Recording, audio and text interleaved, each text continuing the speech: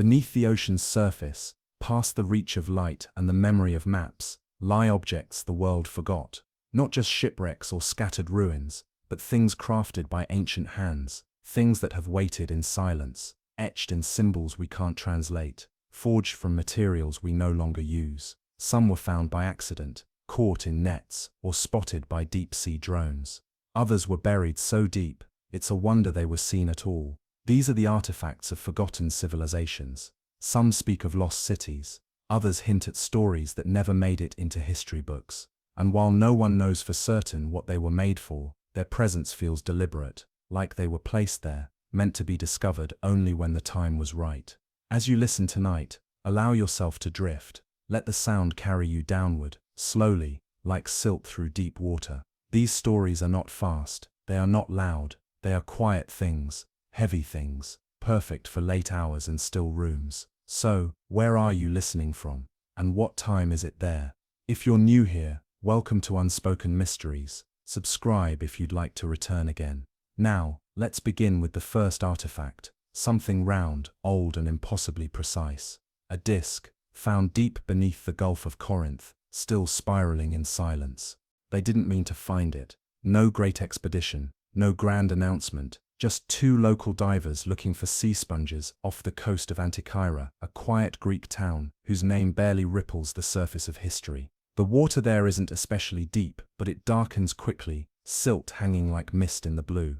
One of them drifted too far, chasing movement near a shelf where the seafloor falls off, sudden and steep. He sank lower than planned, torchlight flickering across scattered stones, rusted anchors, old fishing wire. And then, something different, flat, round, half buried in the sand like a coin left in the mud of time. At first, it looked like a shield, bronze, or what remained of it. The edges were cracked, worn by currents, softened by age. But as they dug it free and turned it over in the light, the details emerged. Not decorative flourishes, but deep grooves carved with precision. A spiral, etched with tiny geometric shapes, growing tighter and tighter as it closed inward. Not haphazard, not weathered, measured, too perfect to dismiss.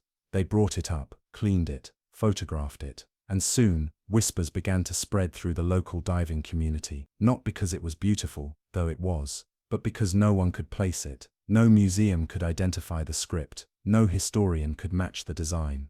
The grooves didn't align with any known writing system. Not linear A, not Phoenician, not even a crude cipher. Just patterns, triangles, arcs, tiny spirals within spirals, and at the center, a pinhole, as if it had once turned. Some said it was astronomical, a star chart. Others believed it was a calendar, a way to track tides, or time, or something stranger. But there was something about it that pushed those explanations aside. The way the metal felt too cold, even in warm hands. The way it gave off a faint smell of ozone, like the air before a storm. And then there was the humming. It started with the cleaner, a woman tasked with removing barnacles under a microscope. She said she heard a sound when she touched the central ring. Not mechanical, not electronic, but low, almost vocal, like breath through hollow stone. She laughed it off, told no one for days, until someone else heard it too. It didn't happen often, only under certain light, only when held at a particular angle.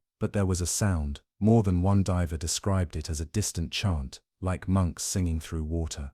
Others insisted it was just imagination, pareidolia, the mind's trick. But no one could deny that when the disc was placed on glass, it turned, slowly, on its own, not always, but often enough. It made people uneasy. After weeks of tests, a lab in Athens declared it non-functional, attributing the spiral to decorative craftsmanship. Yet they couldn't date the alloy. The corrosion suggested it was old, very old, but the molecular structure didn't quite fit with ancient bronze. Some believed it had been treated, altered somehow. Others quietly began to suspect it hadn't come from the Mediterranean at all. There were deeper stories, unofficial ones. A shipping crate that vanished en route to a university. An intern who quit after dreaming of the disc every night.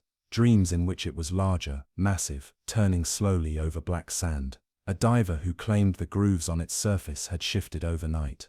The pattern no longer matching the photos. And beneath all of it, silence. The kind of silence that follows a discovery no one wants to claim. The spiral disc of Antikyra now rests in an unmarked crate in a warehouse outside Delphi, uncatalogued, wrapped in velvet. It has not turned in years, but when the night is quiet enough and the wind slips in through the cracks in the roof, the air around that crate sometimes vibrates, just slightly, as though something unseen is still spinning. There are those who still dive there, near Antikyra's shelf, where the blue begins to darken, where the water grows quiet and unnaturally smooth.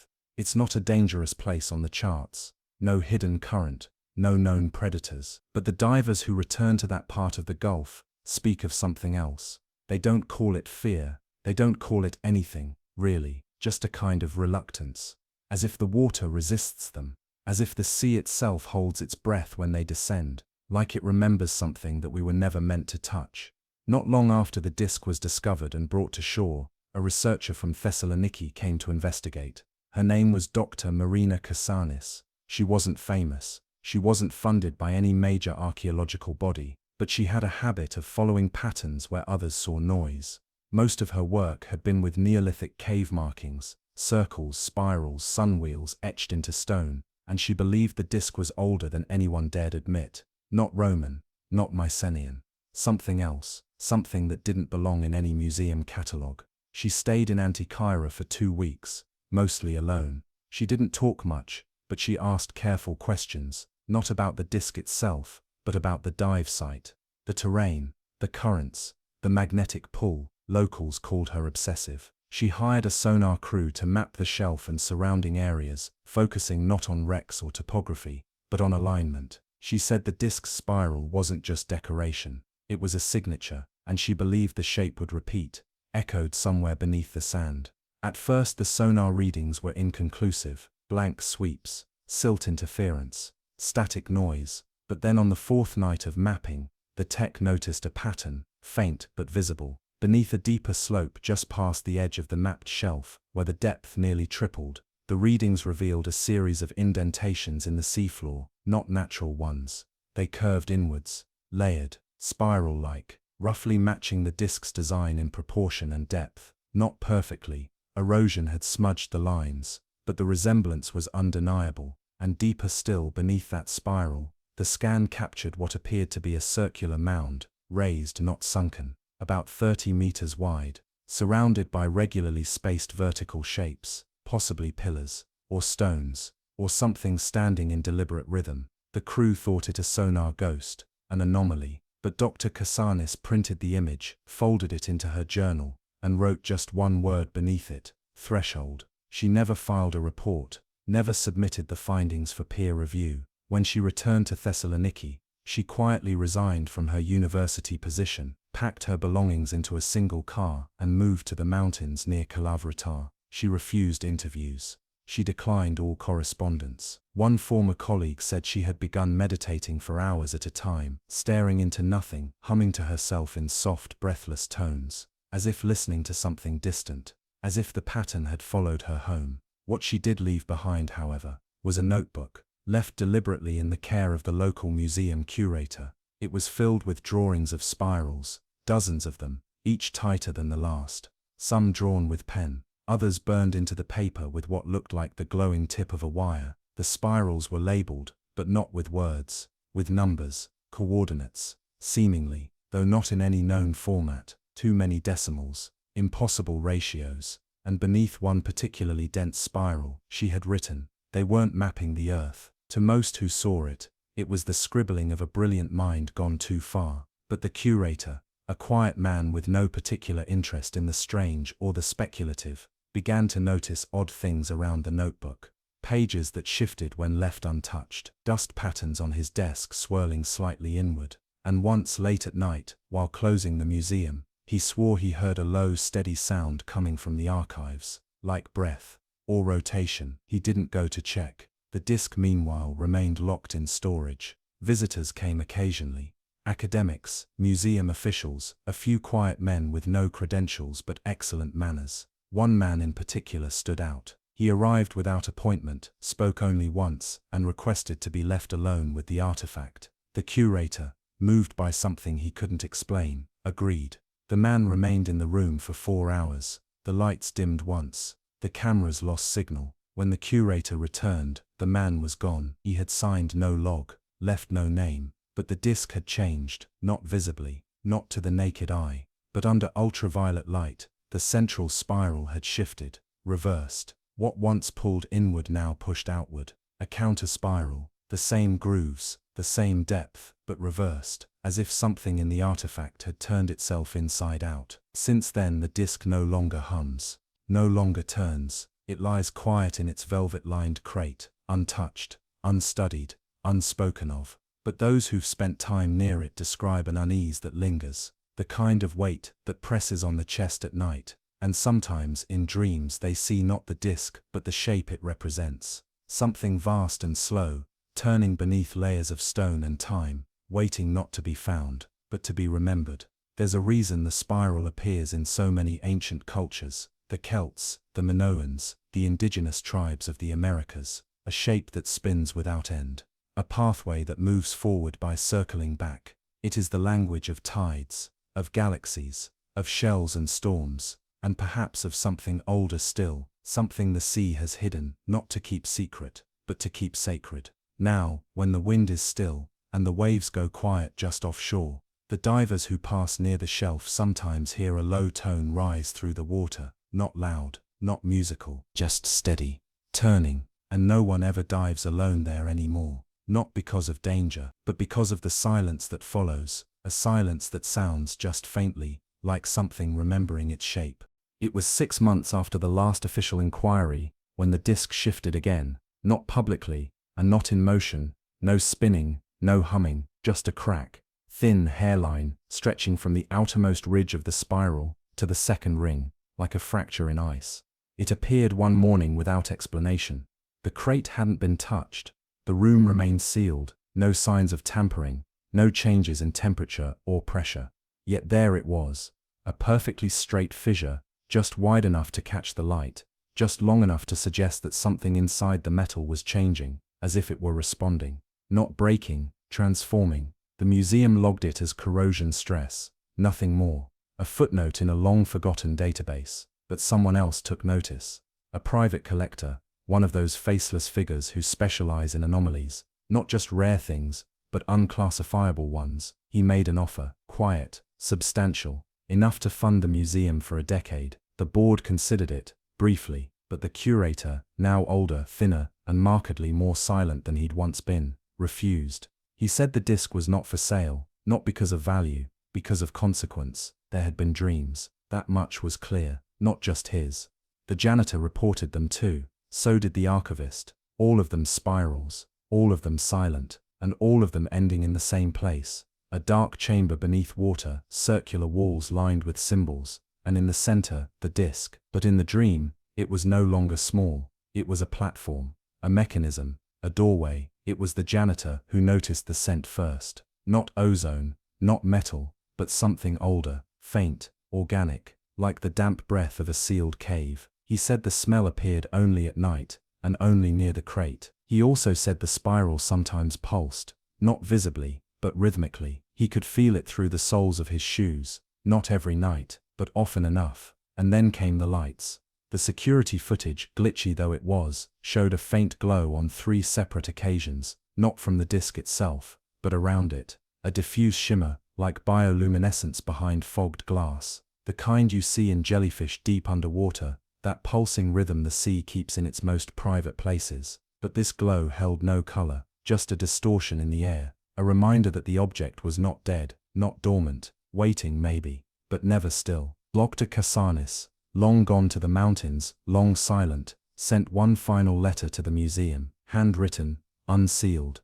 It arrived with no return address, just a folded page bearing a single spiral drawn in red ink, different from all the others. This one was jagged, erratic, breaking from its arc in sharp, unnatural angles, and in the center, where there had once been a dot, or a pinhole, or a curve, there was now an eye, not symbolic, not sketched, an eye, rendered with detail so fine it felt wrong on paper. Blood vessels, iris, pupil slightly dilated. It didn't match her usual style, and beneath it she had written, "It isn't a map, it's a memory." That phrase unsettled the curator more than he could explain, not because it made sense, but because it didn't. He began rereading the old diver reports, the sonar logs, even the intern's discarded notes from the early cleaning process, and slowly, he began to piece something together, not about the disc itself, but about the space it came from. The shelf near Antikythera was not unique geologically, but its magnetic profile had shifted 3 times in the past century, subtle fluctuations that defied explanation, and each time the shift followed a similar pattern: outward spiral, pause, inward correction, as if the very stone beneath the sea moved in cycles, as if the ground remembered turning. One geophysicist suggested, off the record, that the shelf wasn't natural, that it bore signs of artificial shaping, not recent, not even historical, but something far older, so eroded it no longer resembled construction at all. She proposed the shelf was once part of a platform, not for launching, not for building, for containment. The spiral shape, repeated in the disc, the seafloor, the dreams, and now in the museum. It wasn't symbolic, it was instructional, a system designed to encode, to store, to trap. What exactly was being held? No one could say, but the curator began to feel it. A pressure in the room, a sensation that didn't translate to touch or sound, a kind of gravitational unease, like something drawing the body inward, not physically, but perceptually. He caught himself staring into the spiral without realizing it, once for over 40 minutes, unmoving, unblinking, until a noise from the corridor snapped him out of it. His eyes ached for days, and even in rest the spiral remained behind his eyelids, always turning, always narrowing. The disc is still there, though it has since been sealed in a lead-lined vault below the museum, far from the public, far from light. The crate is chained, not for security, but to weigh it down, because some nights it moves. A tremor, a gentle slide across the stone floor, always clockwise, always beginning near midnight, and always stopping just before dawn. No alarms are triggered, no footage ever captures the moment, only the scrape mark remains, fresh, curved. And now, once a year on the date of its recovery, the spiral crack widens by a hair's width. No one touches it anymore, but no one dares forget where it rests. It was winter when the last observation was made, not official, not published. A personal note, scribbled quickly, tucked into the back of the museum's visitor ledger by a former night guard whose contract had quietly ended. He wasn't a scholar, nor a believer in strange things. He took the job for silence, for routine, but even he had begun to notice the spiral, not just in the crate, but in other places. In how the museum's air vents seemed to whirl in concentric patterns when fogged, in how the frost on the windows etched itself in arcs, always clockwise, in how people began walking in curved paths around the archives, instinctively, as though straight lines no longer existed within those walls. Even the mice in the walls, rarely seen but sometimes heard, began tunneling in loops. And most disturbing of all, his own sleep began to follow the same rhythm, spiraling down into sleep, waking in the same twisted order. Dreams no longer made sense. They repeated but never returned to the same place. The disc had changed the room, not visibly, not detectably, but something within the air had been rewritten. In that final note, the guard described hearing something new, not the low hum others had once mentioned, not the metallic breath. This was deeper. He wrote that it felt like listening to stone move beneath sand, a subterranean resonance. Not quite a sound, but a shift. He said it came from below, not from the disc itself, but the floor beneath the vault. A distant, muted churn, like something vast and slow, turning far beneath the earth. That same week, a small tremor was recorded offshore from Antikythera, insignificant by geological standards, but strange in its waveform. Instead of a sudden spike, it rose gradually and faded in spiraling pulses. Seismologists called it a harmonic tremor, usually linked to volcanic activity, but there were no known fault lines there, no magma pockets, just sediment, silence, and one forgotten shelf. Back at the museum, the disc remained still, the spiral crack now wide enough to slide a strand of thread through, perfectly clean, as though cut by something with purpose. The curator no longer visited it. The vault hadn't been opened in months, but those who passed near its sealed door spoke of weight, not fear, not even unease, just a heaviness in the lungs, as if the air carried too much memory, as if the room itself remembered what had been placed within. And then, nothing. No more visitors, no more letters, No more hums, lights, or shifting crates. The spiral stopped widening, the dreams faded, and the frost on the windows went back to straight lines. For a while it seemed like the disc had finally gone dormant, or perhaps complete. But the curator noticed something small, insignificant, almost laughably so. A pattern in the dust atop the locked vault. He hadn't touched it in days. No one had. But there it was, a single fingerprint, centered, pressed cleanly into the fine dust, and it wasn't his. He checked every staff record, every cleaning log. No one had entered the room. He dusted it away. The next day, it was back. Always the same fingerprint, same position, same angle, as though someone or something was trying to remind him of its presence. Or maybe it wasn't a message. Maybe it was the disc checking, gently, patiently, if the world was still watching. So now it sits, beneath stone and lead, in velvet and shadow, not forgotten, but no longer spoken of. Its story too quiet to echo, too strange to display. And off the coast of Antikyra, in the place where it was found, the sea grows deeper each year. The shelf has begun to crumble, ever so slowly, measured in millimeters. Geologists say it's erosion, just water doing what it's always done. But divers won't go near it, not because of fear, but because of the pull, not physical, not magnetic, not measurable by any device, just a pull, inward, spiraling, and somewhere below the sand, below the stone, below even the memory of what the spiral once meant, something waits, not to rise, but to be understood. A blade surfaced from the deep shelf east of Sable Reach, a long tapered weapon buried in silt no diver had touched for generations. It wasn't found in a known wreck, nor catalogued among war salvage or piracy archives. This weapon wasn't meant for battle. It was too perfect, too silent, too strange. The team that recovered it wasn't even looking for artifacts. They had been contracted to locate a missing fiber optic cable that had mysteriously gone dead, somewhere off the trench, where the ocean drops into darkness like a second sky. A trench with no name, no lights, no current, just a vast cold stillness where even fish avoid swimming.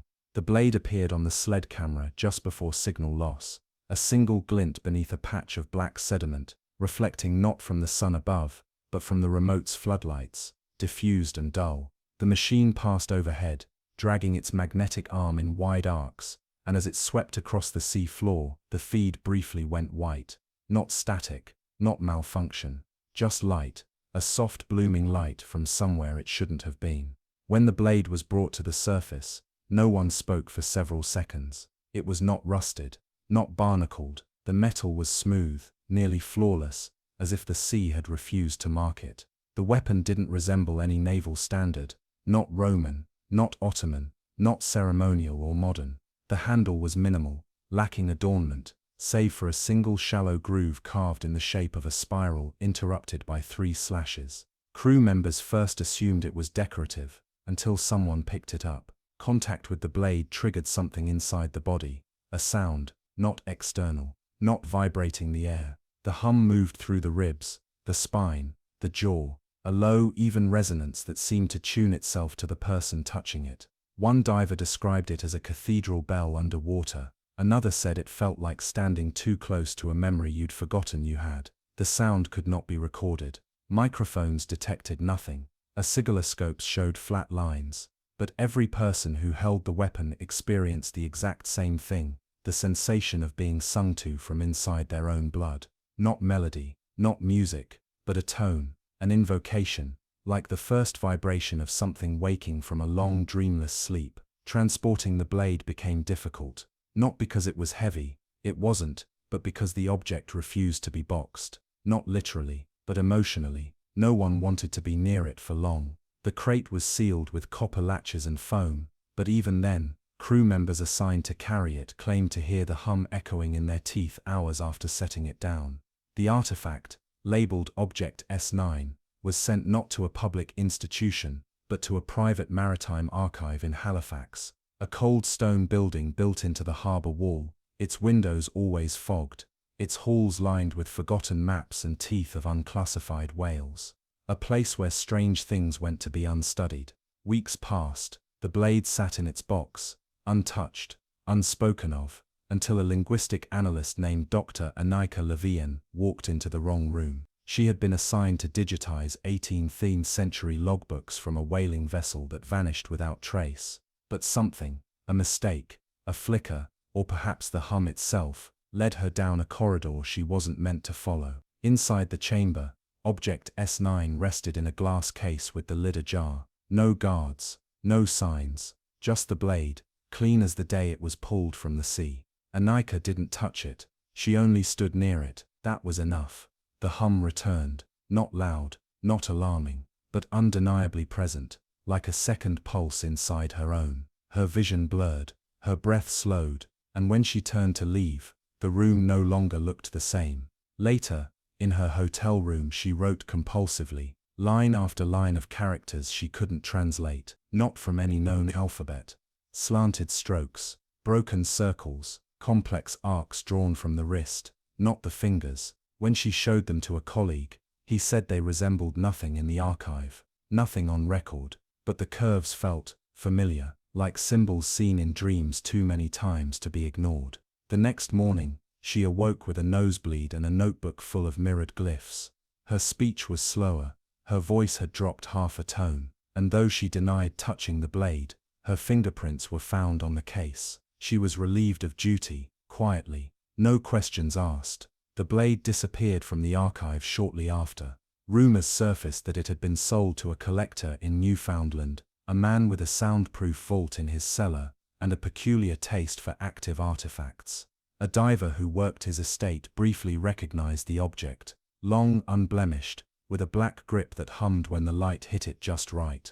The collector wore thick gloves at all times, not for preservation, but for silence. He claimed the blade wasn't forged, it was grown, not in fire, but in motion, formed by resonance over time, cooled by current, tempered by memory. He said it wasn't meant to cut through matter, it was meant to cut through forgetting. And when lightning touches the sea near Sable Reach, even now, there's a sound, faint, melodic, just at the edge of hearing. A note that lingers where nothing should echo, a tone the fish avoid, a vibration the instruments ignore. But anyone who's heard it knows, something below is still singing, and it remembers your name. Dr. Anika Levian was not the only one altered by proximity to the blade. After her quiet dismissal from the archive, 3 other staff members who had simply been near the object, not touched it, not even entered the case room, reported symptoms that could not be explained. Headaches, yes, but not pain, more like a pressure behind the eyes, or a tension beneath the scalp that came in slow waves. 2 developed perfect pitch overnight. 1 began sleep-talking in a language her partner couldn't place. A language with rising tones, long syllables, and reversed sentence structure, like a song being sung backward into a cave. The archive was shut down for reorganization. The official statement cited funding issues and structural renovations, but no construction was ever seen. The building's lights remained off for months, and when a former technician returned out of curiosity, he found the windows blacked from inside and the doors bolted with seals he didn't recognize. Circular, geometric, almost floral but rigid in their repetition. Not modern security, more like sigils carved to lock something in. Meanwhile, across the Atlantic, strange data began surfacing from Sable Reach. Independent oceanographers noticed that acoustic buoys in the area were picking up anomalies, tonal shifts in the deep ocean, regular and rhythmic, always centered on the trench where the blade had been found. The signals resembled marine communication in structure, but not in frequency. They were too smooth, too continuous. The tones never faltered, never spiked, just a low constant oscillation, exactly 92.3 Hz, pulsing every 24 minutes, like breath. Attempts to triangulate the source led nowhere. Submersibles malfunctioned near the deepest sections. Drones lost signal, cameras froze, batteries drained in minutes. The sea pushed back, gently but firmly, as though it had grown tired of being watched. A private team, funded quietly through a Shell research group, decided to send down one final probe. It was a lightweight drop unit, equipped with passive listening tools, a one-way video stream, and a long-range positioning tether. The pod didn't carry weapons, didn't disturb the floor.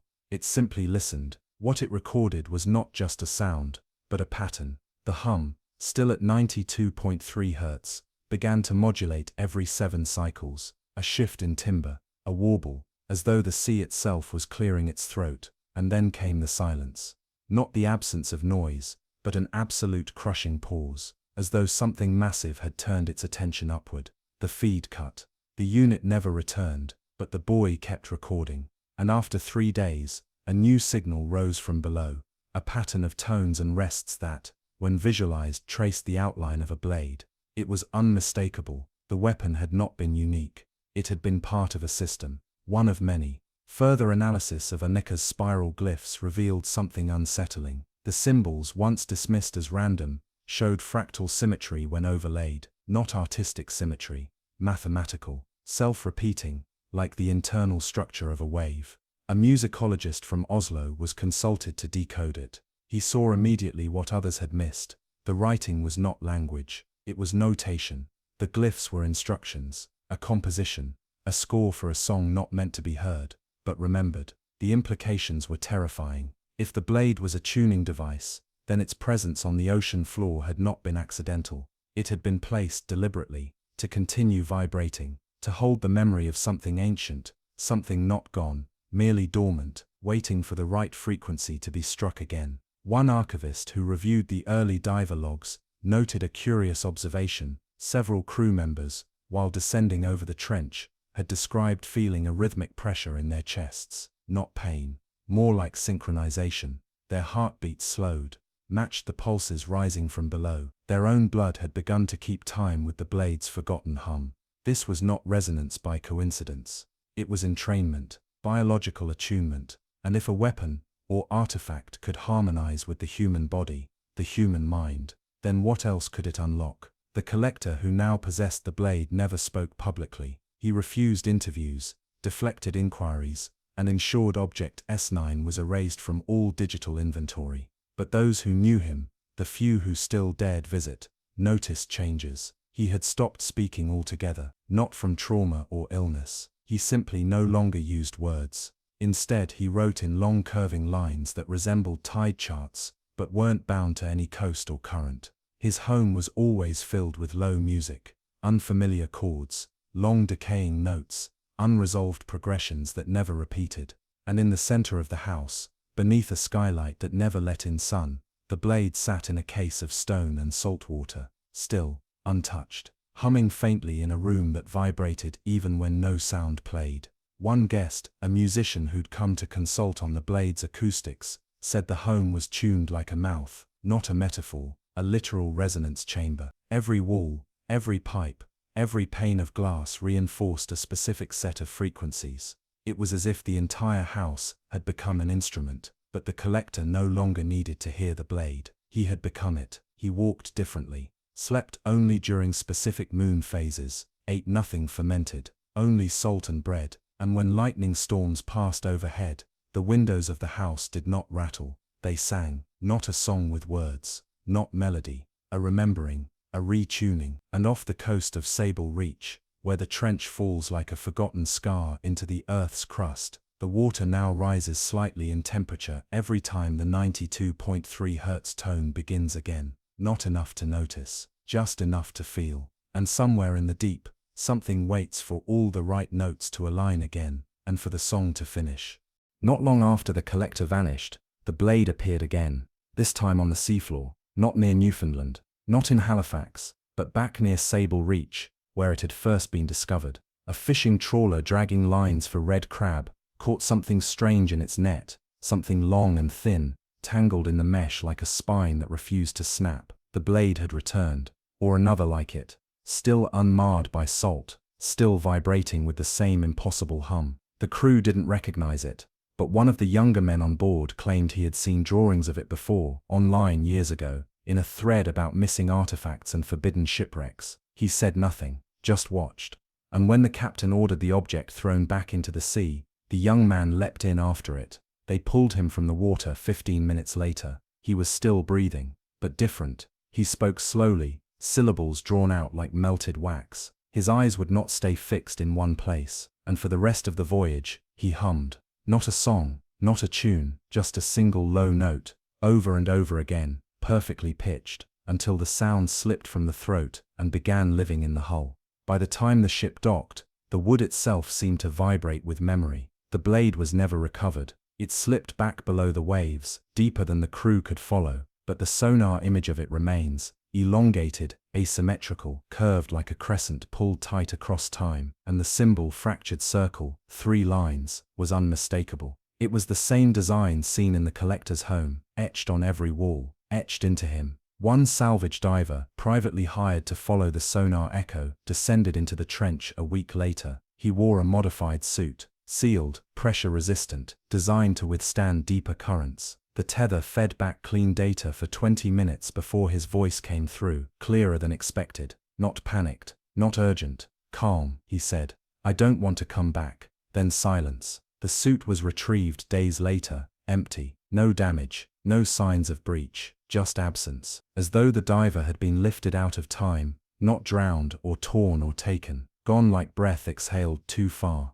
Inside the helmet, they found one thing written in the condensation, a circle, a spiral, a fragment, a glyph traced by a gloved hand in the final moments before forgetting. After that, maritime authorities marked the area around Sable Reach as unstable. Cables were rerouted, drones were banned, navigation charts quietly updated to show a dead zone. No entry, no signal, no explanation. Ships that passed through anyway reported strange interference, radar drifting, compasses slowing down, sometimes even reversing. One crew described it as moving backward without moving. The water still shimmered, but beneath it, something else had begun to rise. Not physically, not yet, but the hum returned. Now that same 92.3 Hz tone pulses from the trench every full moon cycle, still unheard by machine, still felt by the body, especially by those who've touched the blade, or dreamed of it. Dr. Anaka Levian, missing for over a year, was reportedly seen walking barefoot along the coast of Southern Ireland. Her clothes were soaked, her eyes unfocused, and though she didn't speak, she sang, not with her voice, but with her steps. Each footfall matched the rhythm of the hum, as though she had become a metronome for something deeper. Locals tried to speak with her. She only placed one hand on a stone wall and drew a blade into it with her finger, nothing sharp, just the press of a nail, and the wall responded. Cracks formed, not randomly, but with symmetry, with purpose. A pattern traced like an old memory surfacing. Then she walked into the sea. No one stopped her, no one tried. The ocean swallowed her gently, as though welcoming her back. That night, the collector's home burned. No fire was visible, no smoke, but in the morning, every wooden surface had curled inward. The glass had cracked from vibration, not heat, and every object in the room that wasn't nailed down had been rearranged into spirals. Even the salt in the kitchen, even the dust on the shelves. The blade was gone, and now, those who have studied it, who have come close to it, who have seen its shape in dreams, report the same symptom. A sound, not always heard, but always known. A pressure in the bones, a shift in breathing, a taste of metal on the tongue, like the memory of a chord struck in another lifetime, still ringing through the chambers of the body. It never fully fades.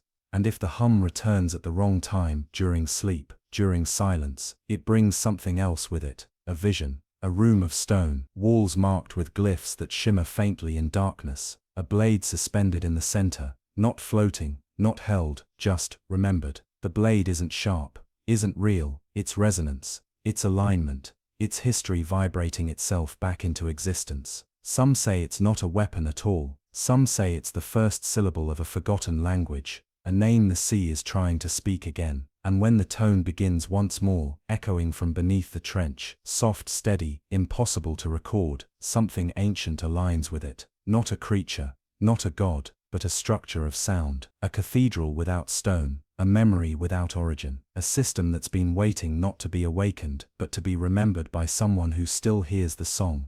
In a quiet room deep beneath the Oslo Acoustics Institute, a chamber built for pure silence began to fail. Engineers called it an anomaly. Their sensors picked up nothing, but the stillness of the room, measured, controlled, revered, had been breached. Not by sound, not by motion, but by a pulse, so faint it couldn't be heard or seen, only felt. The lead researcher, a former military sonar technician with no prior interest in the paranormal, described it as the breath of an old machine, slow, intentional, musical. She traced the source, or tried to. But the wave didn't come from the building. It didn't even come from Norway. The signature pointed to the North Atlantic, more specifically to coordinates just west of Sable Reach. The Institute ran diagnostics. Nothing came back conclusive. But a curious note in the data logs caught someone's attention. The wave pattern matched, almost perfectly, a scan taken 20 years earlier from a World War II submarine wreck. That wreck had vanished without a trace, after reporting unnatural resonance while traveling over the same trench. A tone had begun humming through the hull, rising in pitch until the crew reported mass disorientation, nausea, and confusion, then silence. The sub was never found, only the last sonar ping remained. A long, steady note at 92.3 Hz. That frequency had returned. Meanwhile, back on land, those who had once been connected to the blade began to vanish, not in dramatic ways. No reports, no violence, they simply faded from their routines. Missed appointments, left jobs, disconnected phones. The linguist, the technician, the diver's widow, even the musician who once said the collector's house was tuned like a mouth. Their homes were left untouched, keys still hanging by the door, coffee still warm on the stove. No struggle, just absence. Authorities found one thing in common at every location: spirals, drawn on walls, scratched into wood, pressed into dust. Some perfect, some incomplete, some barely visible, like a fingerprint left in fog, and always accompanied by silence. Not the ordinary kind. A silence that felt padded, heavy, a quiet that weighed on the chest like deep water. Rooms where even breathing felt like a disruption. In one case, a journalist investigating these disappearances received a package postmarked from no known origin. Inside, a cassette tape, no label, just a symbol, a broken circle, split 3 ways. The same mark that had once been on the hilt of the blade. She played the tape in an empty room, with a recorder running. The sound that emerged was not music, not speech, just vibration. A hum that modulated slowly over the course of 20 minutes. Nothing recognizable, no peaks, no rhythm, but when she played the recording back, the sound had vanished. Only white noise remained, and yet the room was different now. Her notes were rearranged, the coffee in her mug had gone cold, and the mirror behind her desk had fractured down the middle, clean, precise, splitting her reflection in 2. She stopped speaking after that. But her emails continued. Each message was a single line of text. It remembers through us. Researchers began to propose a theory, radical, speculative, unwelcome in traditional circles. They called it acoustic contagion, the idea that certain sounds, or more accurately, certain harmonic patterns could encode memory. Not biological memory, not thought, but the memory of matter, of shape, of presence. If this was true, then the blade was not simply humming for effect, it was broadcasting a signature, an imprint, a kind of sonic fingerprint that reached not outward, but inward, tuning whoever heard it back to a memory that was not their own, a memory embedded in the world before speech, before light, before record. And if the blade was only one of many, that meant others were still buried, still humming, still waiting. There were reports, now quieted, of similar objects found near deep-sea vents in the Philippine Trench. A bar of metal recovered by an autonomous drone that triggered vertigo in anyone who viewed the footage. The video was scrubbed. The drone was lost on its second dive. No other expeditions were permitted. Another blade or fragment of one was retrieved from beneath polar ice. Encased in glacier, warped slightly by millennia of compression, but when exposed to light, it sang. No one heard it in air. But the equipment around it began to shift. Machines calibrated for stillness now twitched, buzzed, realigned. Every sensor gave the same reading, 92.3 Hz, and then failed.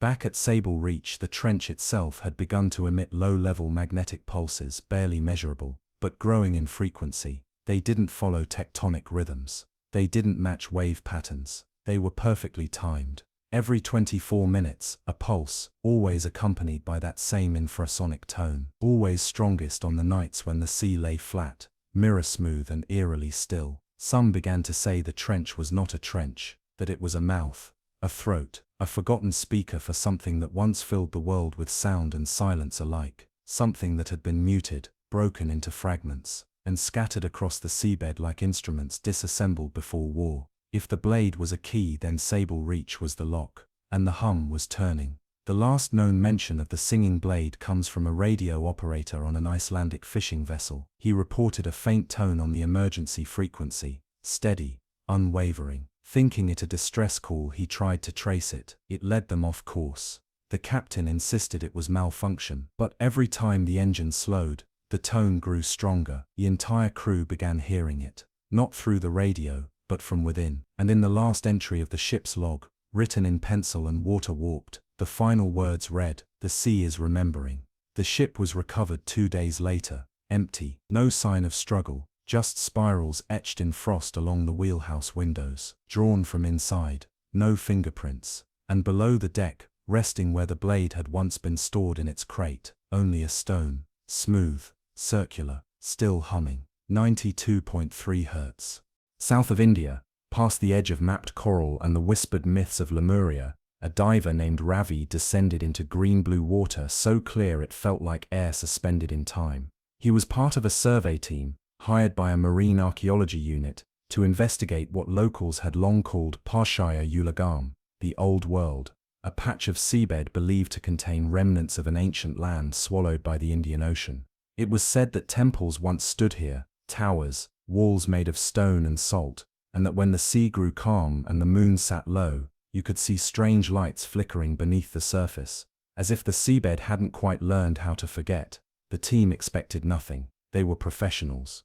They had surveyed dozens of sites like this, half-stories and wishful thinking, vague sonar shapes mistaken for walls or ruins, the sea teasing patterns from randomness. But Kumari Kandom, what some poets still dared call the lost southern continent, refused to remain just a myth. And when Ravi reached the trench shelf on the fourth dive, hovering 20 meters above a rippled bed of volcanic stone, his headlamp caught something that did not belong. A rectangle, flat, smooth, unlike the jagged terrain around it, no sea growth, no coral, just a flat plane of pale green stone, veined like jade and wrapped in shadow. It glowed faintly beneath the light, but the color did not intensify like reflection. It held its own glow, a dull pulse beneath the surface, not strong enough to light the water, but clear, measured, as if it breathed. Ravi radioed to the surface. He reached forward, brushed the edge with a gloved hand, and for a moment the ocean around him changed. The pressure shifted,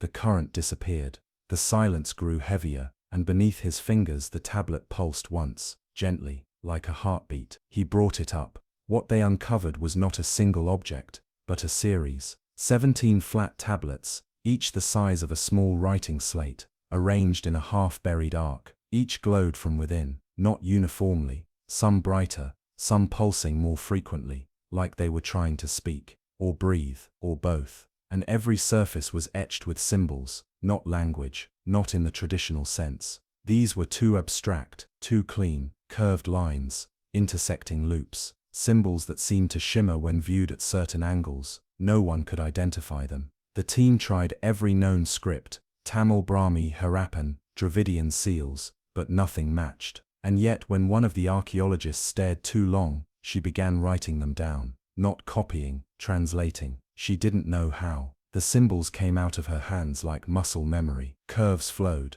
angles aligned. Her notes, when reviewed later, showed repetitions she swore she didn't intend, phrases recurring like mantras, always centered around one cluster of glyphs. She translated it only once, whispering the words before tearing the page apart. We left ourselves behind. The tablets were moved to a secure facility in Puducherry. 3 were placed in isolation rooms. The rest were submerged in fresh water to reduce mineral degradation. But something continued. The glow persisted, and the symbols, etched in stone, changed. Not rapidly, not dramatically, but slowly, as if rewritten over time. Certain marks deepened, others faded. New curves emerged at the edges. The stone was not just artifact, it was interface.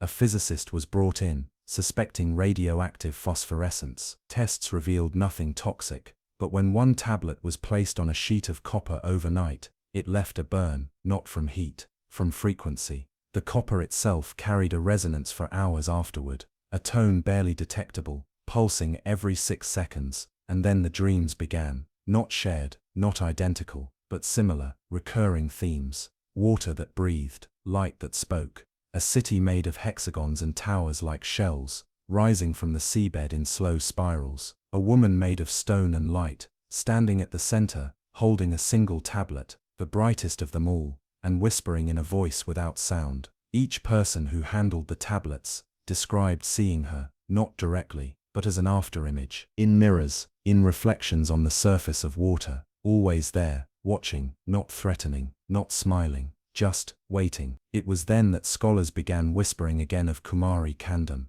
not as legend, but as legacy, a civilization not merely lost to water, but absorbed by it, transformed, preserved not in stone or myth, but in signal, because the tablets were transmitting. That was the conclusion of the last team assigned to monitor them, not radio, not seismic, but some form of encoded pulse, electromagnetic perhaps, or entirely unknown, carrying information across the water, not seeking a receiver, waking one. One of the last researchers who studied the central tablet vanished during a walk along the shoreline. Her journal was recovered 2 days later, in a tidal cave. Inside, a single entry repeated across dozens of pages: "We did not drown, we remembered differently." Weeks passed, and the glow did not fade. Not when removed from water, not when sealed in vacuum, not when kept in total darkness. The tablets from Kumari Kandom seemed immune to decay, as if the sea had not preserved them but protected them, like something left behind for a future mind to remember. One researcher described them not as relics, but as alive in slow time, like seeds, waiting for the right current, the right gaze, the right thought. By now the remaining researchers worked in pairs. No one stayed alone with the tablets. Not after the shift in perception began. It wasn't overt, not hallucination, more like misplacement, clocks that ticked irregularly, conversations that looped, shadows that paused just half a second too long. A marine biologist watching the tablet for hours claimed she saw the symbols moving, not just glowing, rearranging. She was told it was eye fatigue, but she had recorded it. Frame by frame the symbols changed, only a few, only subtly, but the pattern was real. And then she began to speak in rhythm. She wasn't aware of it at first, the cadence in her voice, the musicality of her breath, but everything she said took on a slow undulating rise and fall, like language passing through water. Others noticed it too. The inflection wasn't Indian, or even regional. It felt older, as if shaped by waves instead of tongues. Her final recorded words before she left the facility were spoken softly as she touched the central tablet.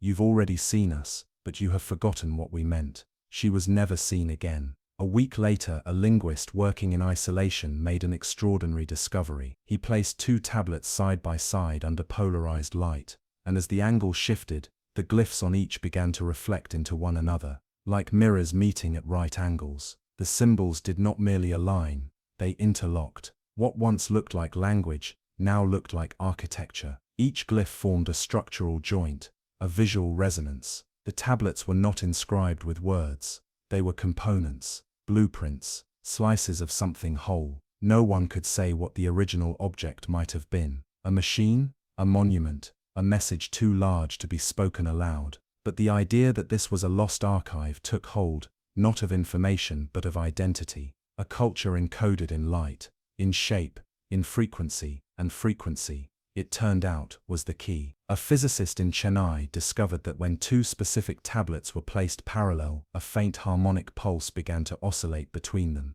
not audible, but measurable in surrounding materials. The concrete floor began to hum at a microscopic level. Certain cameras blurred slightly. Audio recorders picked up background frequencies in the shape of a wave that was not natural. That waveform matched no known geological phenomenon, but its echo appeared, faintly, in a much older place, the Gulf of Mannar, specifically, beneath the reef shelf where for centuries local pearl divers had reported strange lights below the sand, lights that pulsed slowly, lights that never moved but never vanished. The team followed it. 2 of the tablets were taken by sea, not by air, not in metal. They were cradled in saltwater boxes and ferried over the reef under moonlight. A quiet voyage, careful, and when they arrived, at the exact coordinate drawn in the journal of the vanished researcher, the sea calmed, not the surface, the deep. Instruments showed a drop in current, an expansion of silence,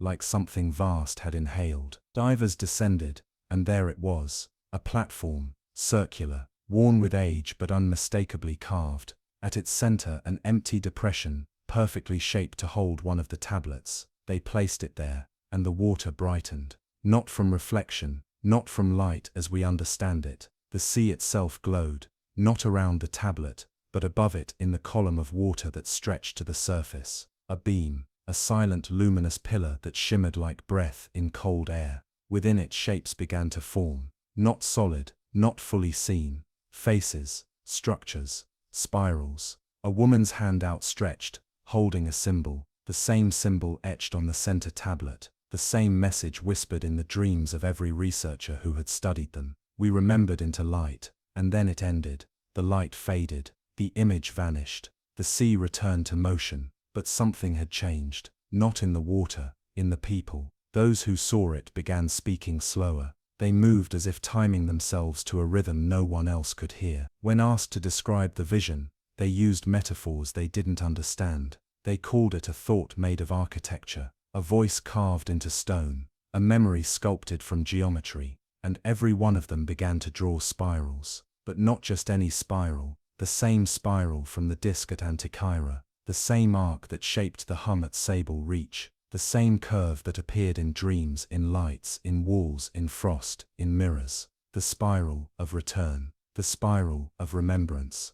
And one final note, scrawled at the bottom of a lab-tech's notebook before she locked herself in the darkroom for 3 days and spoke to no one. They didn't vanish, they just changed the way they exist. News of the glowing tablets never made it to the press. No headlines, no breaking discoveries. The world remained unaware that a forgotten language of light had whispered itself back into the ocean's mouth. But the silence was not accidental. After the vision off the Gulf of Manna, the tablets were moved again, this time under the supervision of a quiet international body that operated without logos or websites.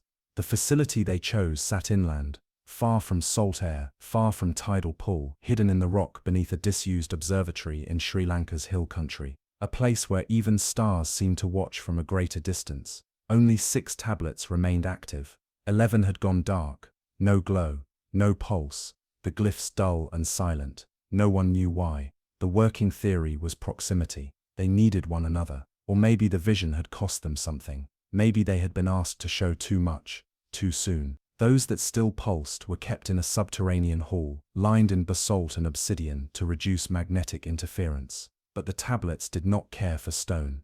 They glowed, regardless, sometimes stronger when no one was near, sometimes dimmer under direct gaze, as if they had their own preferences, their own memory of being seen. One of the new researchers, an atmospheric physicist from Morocco, suggested a radical idea that the tablets were reacting not to light, sound, or motion, but attention. That observation itself shaped their behavior. The more conscious the gaze, the more subdued they became. But when watched indirectly, through reflection, through dream, through memory, they became more vivid, like thoughts that refused to perform under pressure but bloomed in silence. She ran an experiment: 3 cameras, one infrared, one ultraviolet, one analog film run through a copper lens warped into a spiral. Only the spiral lens caught anything meaningful, not images, not shapes, but exposure burns, patterns of light and curve that echoed the glyphs carved in the stone. She wasn't surprised. She only smiled and said, "They see us sideways." Around this time, subtle shifts began to occur in the building itself. Doors no longer closed completely. They hung slightly ajar, warped just enough to suggest swelling wood, but only on nights when the tablets pulsed. Hallways seemed longer than before. Staircases descended 1 step deeper than their blueprints allowed. Visitors reported moments of disorientation. A room that should have had 4 walls suddenly had 5. A corridor curved where no curve was drawn. One night, a technician fell asleep beside the 6th tablet during a routine diagnostic. He was found hours later, seated, upright, eyes open but unmoving. He was not catatonic, not damaged, just quiet. When asked what he had seen, he simply said, "Not everything that sinks forgets where it came from." The technician quit the next day. He left behind a small notebook filled with drawings of circular cities, cities with no doors, no roofs, no windows, just spirals of stone leading downward into what looked like wells, and at the center of each a tablet, not resting, not hidden, but hovering in air, casting light, not outward, but inward. as if illuminating thought itself. These sketches would have been dismissed had they not matched what had been found months earlier by an unmanned probe near the Chagos Trench. A geothermal anomaly had prompted a geological mapping expedition. The probe sent back footage of what looked at first like a fault line until the drone's light caught a smooth surface, curved, measured, carved in bands that reflected in identical proportions to the glyphs on the Kumari tablets. Only one image made it through before transmission failed. It showed a circular depression in the rock, flanked by spiraling walls, too even to be natural, too large to be recent, and right at the edge of the frame, almost missed entirely, a hand. Stone or not, no one could agree, but unmistakably shaped like a human hand, raised palm out, fingers curled just slightly, as if welcoming, as if warning. The image was forwarded to the Sri Lanka facility for comparison. When the photo was laid beside one of the glowing tablets, something happened. Not dramatic, not visual, just a scent. Water, not local, not fresh, not sea salt, something deeper, more ancient, the smell of pressure and heat and sediment, the smell of a place that had never surfaced, never breathed open air. And then the tablet stopped glowing, not dark, dormant, like it had recognized something and gone still. A hush settled over the facility after that. The researchers stopped speaking at length. Conversations shortened. Notes were written, not spoken, and always in lower case, without punctuation, as if even language needed to soften in the presence of memory. The final anomaly occurred on a night with no moon. A blackout struck the observatory, generators failed, cameras froze, and for 1 hour and 47 minutes, every clock in the compound ran backward. When power returned, the 6th tablet had vanished. No breach, no disturbance, no signs of movement, just absence. And in its place a perfect spiral burned into the stone floor, not scorched, not etched, but shaped as though heat had convinced the rock to remember something older than itself. The remaining tablets dimmed after that. The glow reduced to flickers, no more visions, no more dreams. But in certain rooms, where the walls curve too gently to be noticed, the light still comes, a pulse, once every 23 minutes, just enough to feel in the soles of the feet. Just enough to wonder whether it's echo or signal, and somewhere perhaps deep beneath the Chagos Trench, or somewhere even deeper, something waits, not asleep, not trapped, but listening for the rest of its memory to return. The final recordings from the Sri Lanka facility were never meant to be released. They were internal logs, voice notes, fragments of thought whispered into handheld recorders by researchers who had begun to abandon the clinical language of their fields. Their observations no longer followed protocol. No numbers, no data tables, just feelings, atmosphere, the sound of breath between words, and always, somewhere in the background, the faint pulse of light that refused to die. The 5th tablet, one of the last still glowing, had been moved to an underground reflection chamber, lined with obsidian tiles and copper mesh, a Faraday cage for memory. The theory was that isolating it from electromagnetic interference might provoke a clearer response. What they found instead was something far stranger.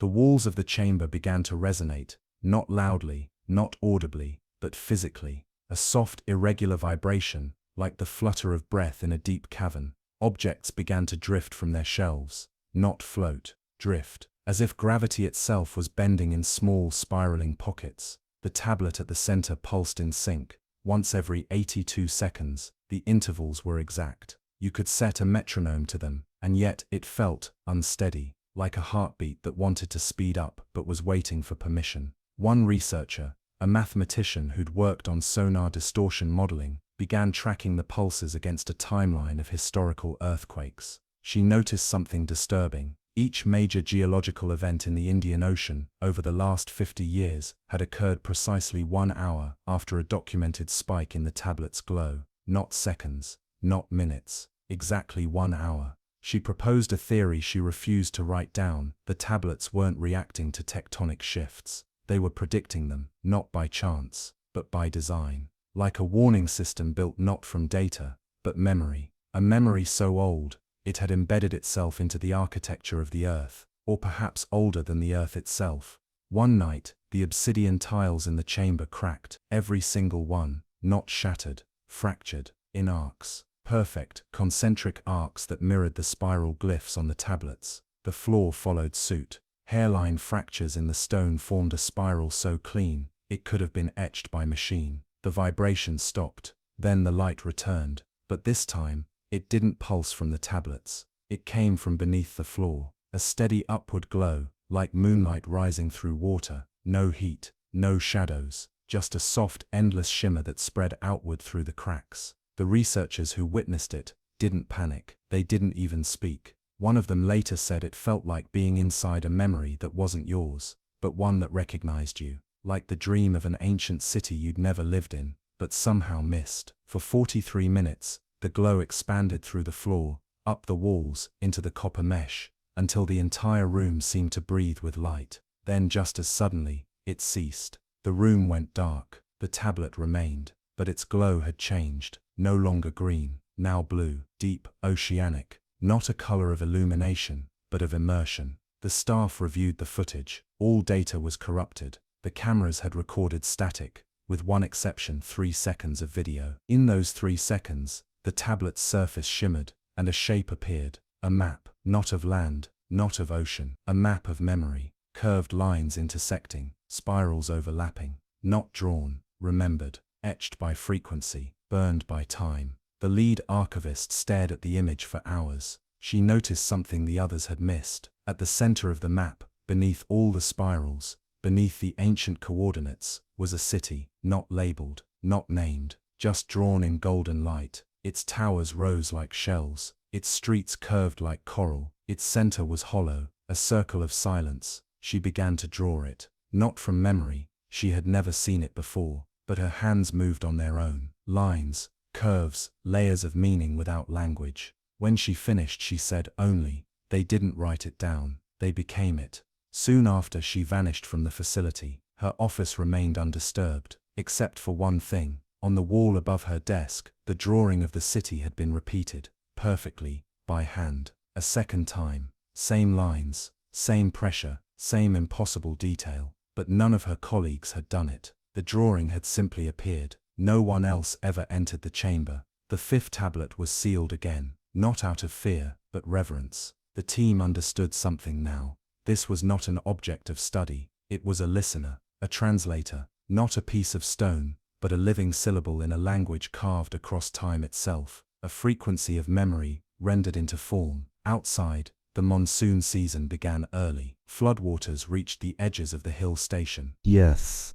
Softened. Locals reported hearing humming in the soil at night. Dogs refused to cross certain thresholds. Children began drawing spirals in the dirt, unprompted, smiling without knowing why. The glow did not return, but the feeling remained, the sense that something had shifted, not globally, internally, quietly, as if the planet itself had remembered a part of its story it had chosen to forget. And somewhere beneath the southern sea, past the shelf, past the warm shallows and the trembling vents, something old and immense and unfinished stirred, not from slumber, but from recognition. Because the tablets were never messages, they were mirrors, and now that we've seen ourselves inside them, we cannot unknow the reflection. West of the Azores, where the ocean forgets the warmth of shorelines and the sky dims without cause, there is a patch of water sailors once avoided without knowing why. No whirlpools, no jagged rocks, no storms more frequent than elsewhere, just a stillness, an unnatural hush. Local fishermen named it O Silencio des Pedras, the silence of stones, a place where even the waves seemed to tread lightly, and the birds flew wide around the airspace above. Stories passed from one generation to the next, told of a vanished island there, a place once filled with song, swallowed whole in a single night. Not wrecked, not sunk, vanished. No records mention this island by name, no satellite has seen it, but the harp remained. It was found by accident, as so many true things are. A marine research sub, mapping tectonic tension in the fault lines that ribbon beneath the mid-Atlantic ridge, passed over what first appeared to be a smooth rock outcrop, but the sonar returned irregularities, hollows, angles, echo gaps where none should have been. The pilot, curious, dipped lower, brushing the seabed's crest with the vehicle's lights. There it was, nestled among basalt pillars like fingers clutching forgotten air, a harp, not encrusted, not shattered, entire. The frame was formed from a mineral composite not yet identified. Its surface shimmered in gold and pale blue, not painted but embedded, like coral fossilized mid-bloom. No strings remained, and yet the shape was unmistakable. Curved neck, pillared arm, a hollow resonance body that had no business surviving at this depth, at this pressure, but it had. The harp was retrieved with extreme care. It weighed less than it should have, light as driftwood, dense as memory. When brought aboard, the object exhaled a faint mist, not steam, colder than air, and smelling faintly of rain on stone. It was silent, until nightfall. The ship's crew reported hearing faint music just before sleep, not from the instrument directly, but from below decks, through walls, through metal. A long stretched note, not one sustained sound but a vibration that danced between octaves, never settling. One described it as the sound of breath in a cathedral. Another said it reminded her of wind across bone. Not frightening, not beautiful, something else, something forgotten. When the harp was placed in a sealed chamber, the sound stopped, but the crew began to dream. Not images, not voices, but patterns, repeating structures made of sound, stone corridors filled with notes instead of air, cities that resonated like bells, and in the center of these dreams, a figure, not human, not monstrous, a presence carved of salt and shimmer, seated before a harp just like the one they'd pulled from the trench. This figure never played it, never moved. It only listened. Researchers dismissed the dreams as shared delusion, deep-sea stress, oxygen imbalance, group psychology. The harp was flown to Lisbon, where a private archive funded by the European Institute of Submarine Antiquities stored it under glass. The case was lid-lined. The room kept cold, silence was enforced, and for 2 months the harp did nothing, until a musician arrived. He had been brought in for acoustic analysis, not to play, just to examine. A blind composer, known for building instruments from bone, crystal, driftwood. When he stepped into the chamber, he wept. Not from beauty, he said, from recognition. He claimed he had heard this harp before, not in life, in dream. He was left alone with it. The security camera recorded no sound, but the data logs of the room's atmosphere showed fluctuation, not in temperature, but in pressure, minuscule pulses, 13 of them, occurring at 61-second intervals. Each pulse matched a known musical interval, not random, a sequence, a scale. When the staff returned, the musician was asleep beside the glass. His heart rate had slowed, his pupils trembled, and when he woke, he could see, not fully, but light, shape. He described the harp in perfect detail, from memory, and said it had sung to him, not through sound, through vibration, through history, through touch he did not feel with skin, but with something deeper, something folded between lives. He drew symbols he could not read, spirals, notations, stonework in the shape of waveforms, and he repeated one phrase again and again. The island wasn't lost, it was tuned away. The researchers were skeptical, until they tested the air around the harp. Every 48 minutes, the molecules vibrated ever so slightly, at frequencies that fell not into the realm of physics, but of harmony. The harp had no strings, but it sang, not forward, not outward, inward, remembering a resonance that had once shaped an entire island, a city carved not by tools, but by sound. And if the harp still remembered that song, perhaps the island did too. Perhaps in the deepest folds of the Atlantic, beneath basalt hands and silence thick as centuries, something waits, not sunken, just unheard. For now, after the blind composer awoke with vision, the harp was never the same. Something in its silence deepened. The staff at the Lisbon archive noted that the air near the containment chamber now carried a slight tremor. Nothing sharp, just enough to make paper lift ever so slightly off the desk. Just enough to make the brass edges of a drawer hum when no one touched it. The vibrations didn't register on seismic sensors, but glassware trembled. Ink separated in its wells, and time itself, according to 3 analog clocks in the facility, began to drift. Not forward, not backward, just slightly off. The musician didn't want to leave. He slept beside the harp chamber for 3 nights, never asking for food, never asking for more light. He said the world outside now sounded distorted, wrong. He couldn't stand traffic, the shuffle of shoes, even rain had become dissonant. The only place he felt whole was near the harp, where that near silence still echoed with something he claimed wasn't sound, but shape. He was convinced that the harp didn't remember music, it remembered architecture, that it had once stood at the heart of a city where every building had been an instrument, and every wall a resonating chamber, and the harp, he said, was the key that had held the city's tuning. That was the word he used. Tuning, not just of music, but of existence. He drew diagrams, not floor plans, not notation, but something between the two. Arches of frequency, rooms laid out in chords, entire courtyards tuned to shift depending on the time of day, the weight of bodies walking through them, a city that wasn't built to be lived in, but to be heard, lived in by pitch, governed by tone, protected by harmony. And then came the sketch. He drew it without pause, a long island, narrow, curved like a crescent moon, not a mass of land, but a vessel, hollow at the center.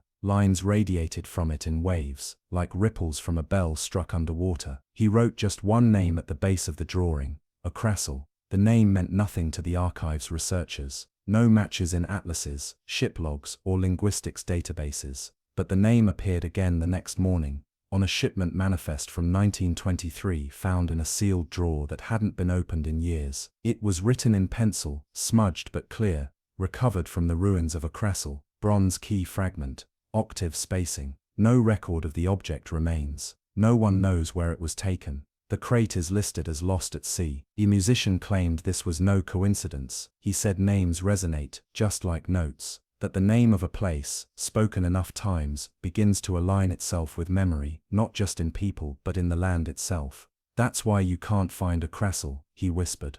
Because you're using maps, you need to use pitch. He was asked to leave the facility after that. His presence had begun to disturb the others, not because he behaved erratically, he didn't, but because his silence carried with it the weight of something remembered. He never raised his voice, he never shouted, but when he stood in a room, it felt full, like an instrument tuned too tightly, waiting to break or play. And once he was gone, the harp dimmed, the tremors faded, but the dreams began again. Not in those who touched the harp, in those who simply passed the chamber. They dreamed of bridges that echoed, streets that rang like tuning forks, water that shimmered with harmony, and always in the center of that dreaming island, a single figure seated before the harp, still unmoving, still listening. One linguist who worked the archive's lower wing reported a haunting variation. Her dream showed the figure standing tall, cloaked in vibrating light, and the harp was no longer silent. It played not through strings,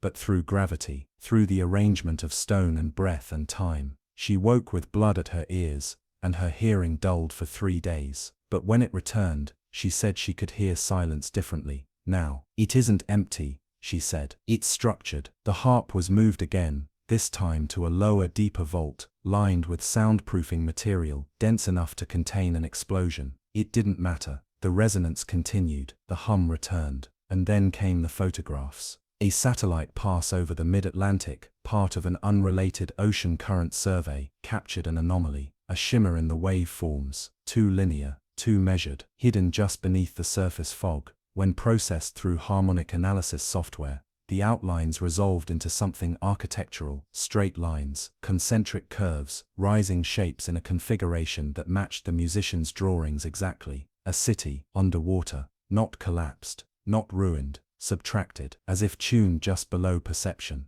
not gone, just unheard. A secondary dive was proposed, unfunded, denied, classified. But in the quiet corners of maritime radio, certain frequencies now carry odd returns, reflections that form chords instead of noise, sound that suggests shape. Some claim to have heard it while sailing through fog, not music, not voice, a single note, like the first vibration of a harp string that hasn't been touched in centuries, waiting. And somewhere, in a vault too far below Lisbon for the sun to reach, the harp glows faintly in its case, strings unseen, notes unsung, but the memory of harmony remains. Weeks passed, and the harp no longer pulsed with sound.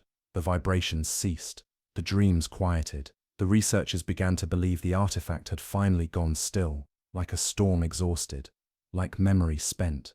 They continued to run tests, measure silence, log intervals that no longer mattered. The harp became just another relic in a vault that had grown too crowded with unanswered questions. And yet those who visited the chamber for even a moment walked away changed. not dramatically. No visions, no voices. But in small, strange ways, their sense of the world tilted. One technician, previously tone-deaf, began to hum in microtones between known keys. A visitor with no musical background drew soundscapes by hand, color gradients that matched the frequency maps of storms.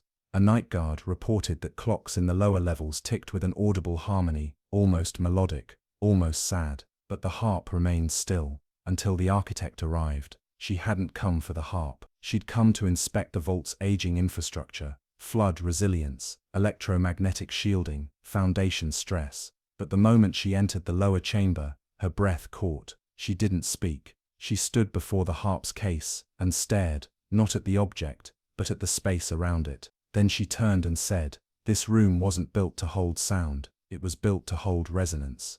The staff didn't understand. She explained, "Resonance isn't just about vibration, it's about alignment. When something resonates, it becomes more than itself. It joins a system. And this room, its proportions, its shape, the materials in the floor and walls, weren't just designed for containment. They were tuned, mathematically, like the interior of an instrument, like the body of a harp. And that harp, she said, wasn't placed here by accident. It had come home." Her findings were dismissed at first. No one wanted to believe that an entire subterranean chamber had been unintentionally built to serve as a harmonic cavity. But her calculations were clear.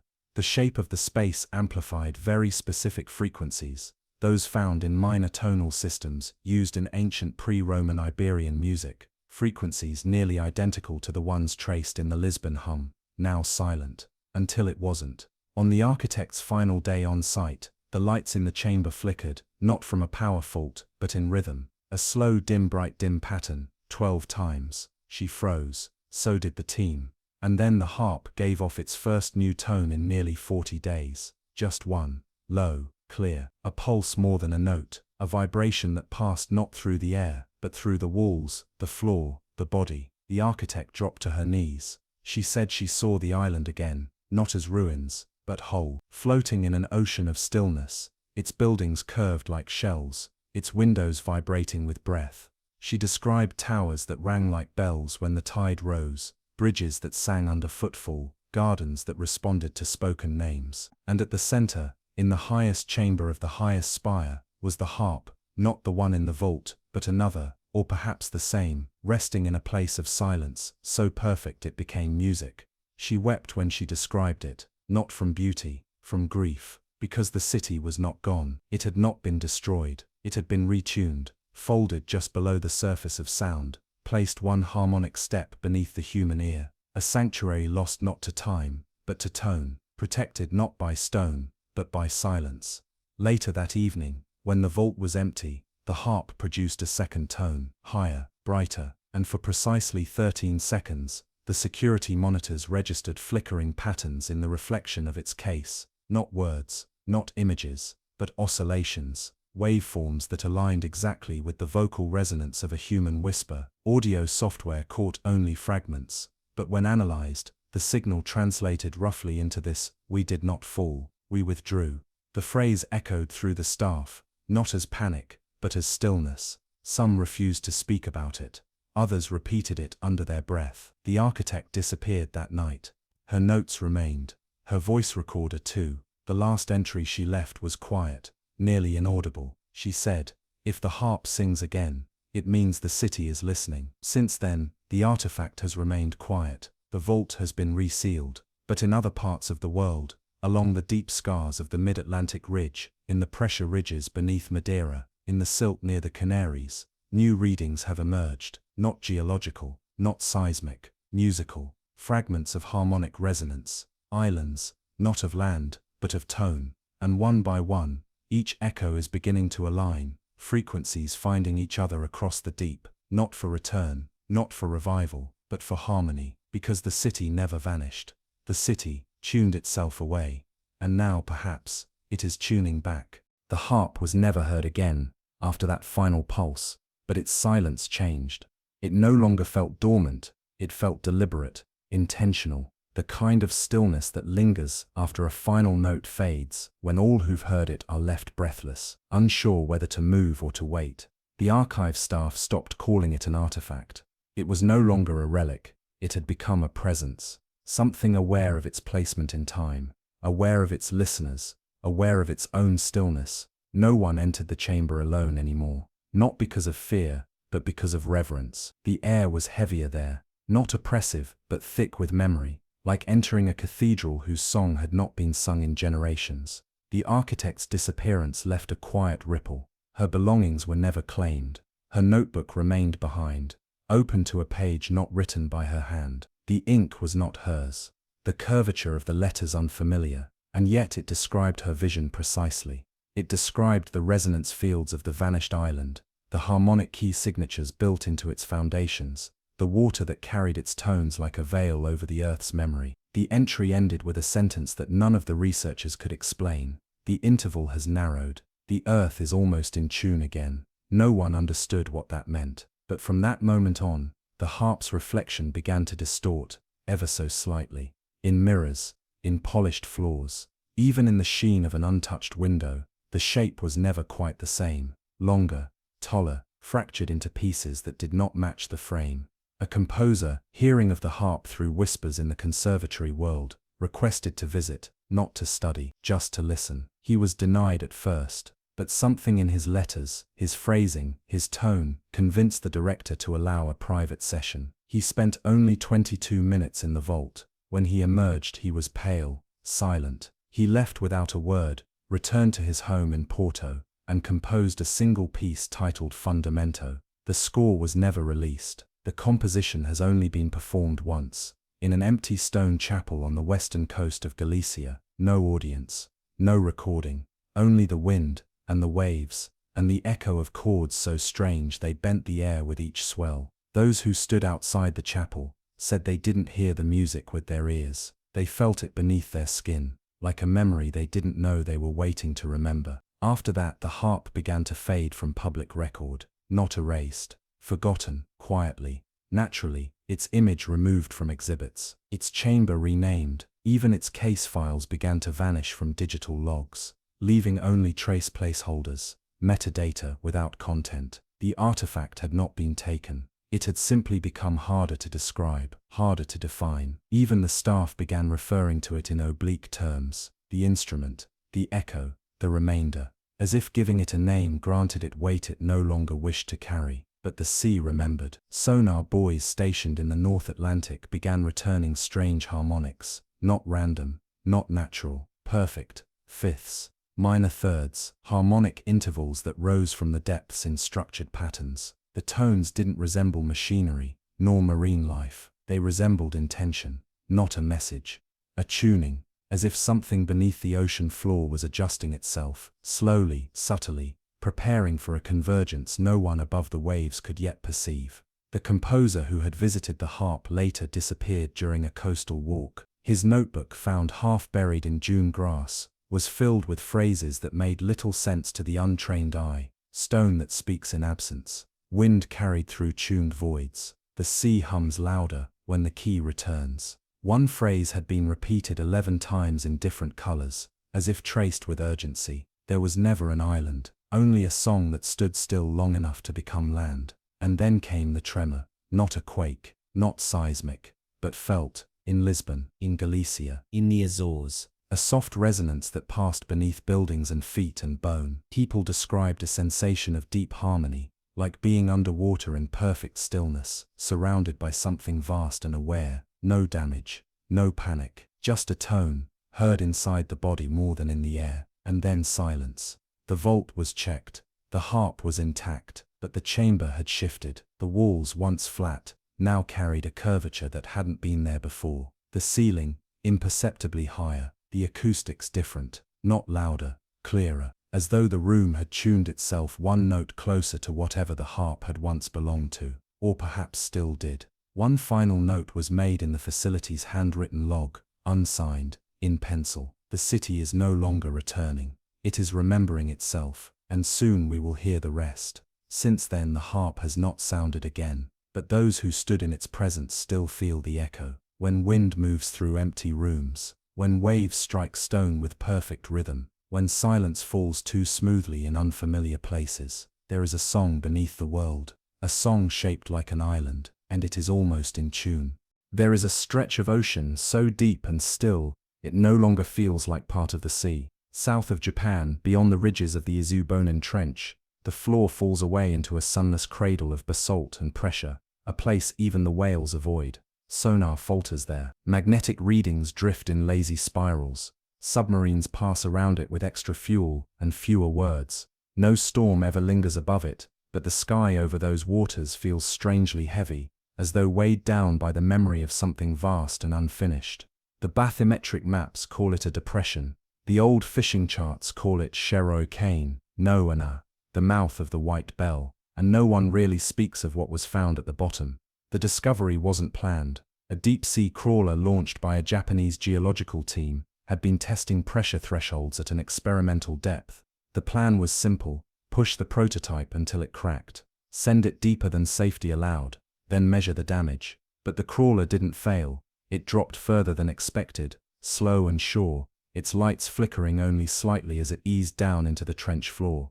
The onboard camera streamed back routine images: soft sediment, ancient stone, currents moving like breath held too long. Then something changed. The screen flashed white, not static, not interference, just a field of silver-white brightness, clear and flat, for exactly 8 seconds. No motion, no distortion, just a glare that came from nowhere, reflecting nothing. When the crawler was retrieved, the footage was played over and over again, frame by frame. It made no sense. One frame showed the trench, the next, light, a flat gleam like polished metal, but with no defined edges, and in 2 isolated frames, something else appeared.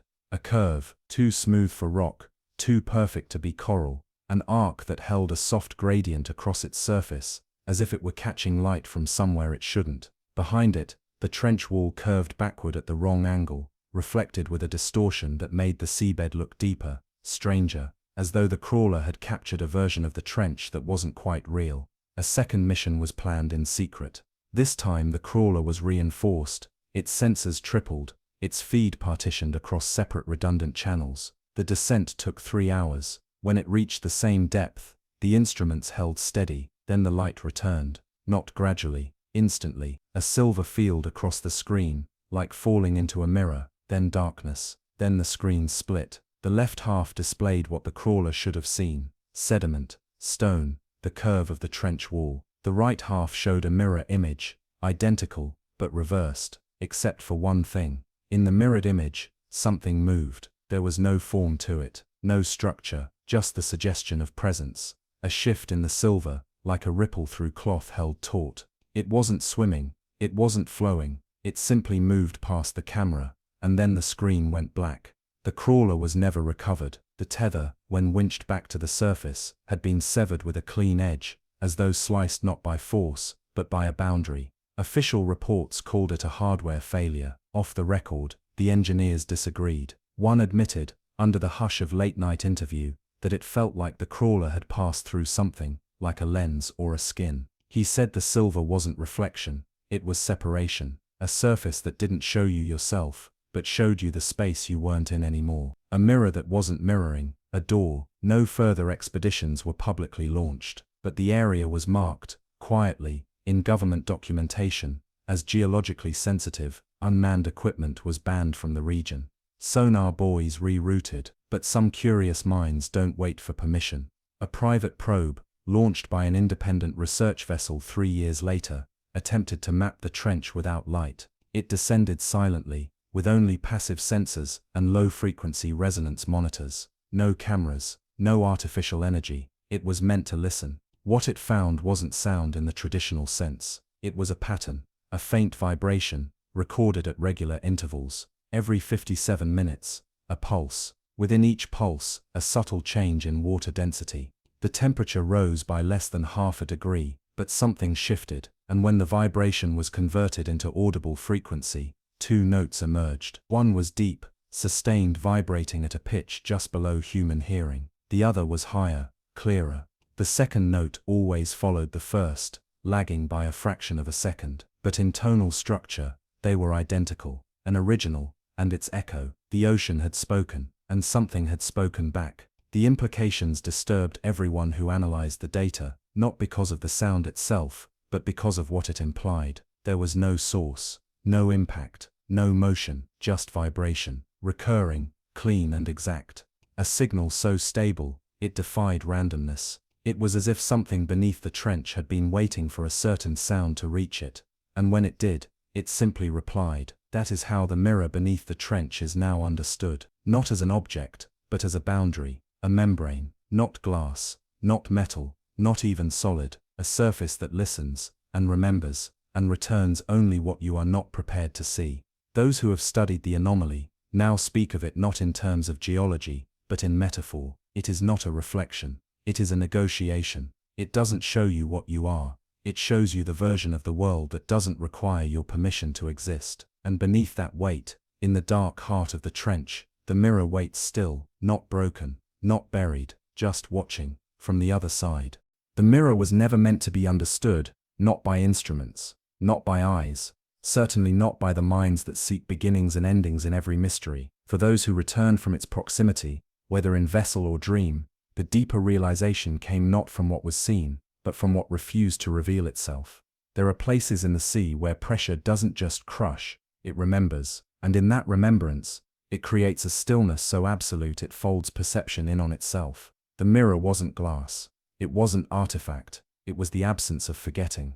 After the last probe vanished, the silence around the trench deepened. It was as though the ocean conspired to erase the attempts. Logs became corrupted, audio failed to playback, even memory faltered. Crew members who once spoke freely about the mirror began trailing off in conversation, unable to recall specific details. One diver kept a personal journal in which he meticulously recorded every data packet, every temperature spike, every vibration logged by the equipment before its disappearance. Then one night, he tore out the pages. Not in rage, but in quiet finality. He claimed the information had become wrong, not inaccurate, wrong, that it no longer reflected what he'd witnessed.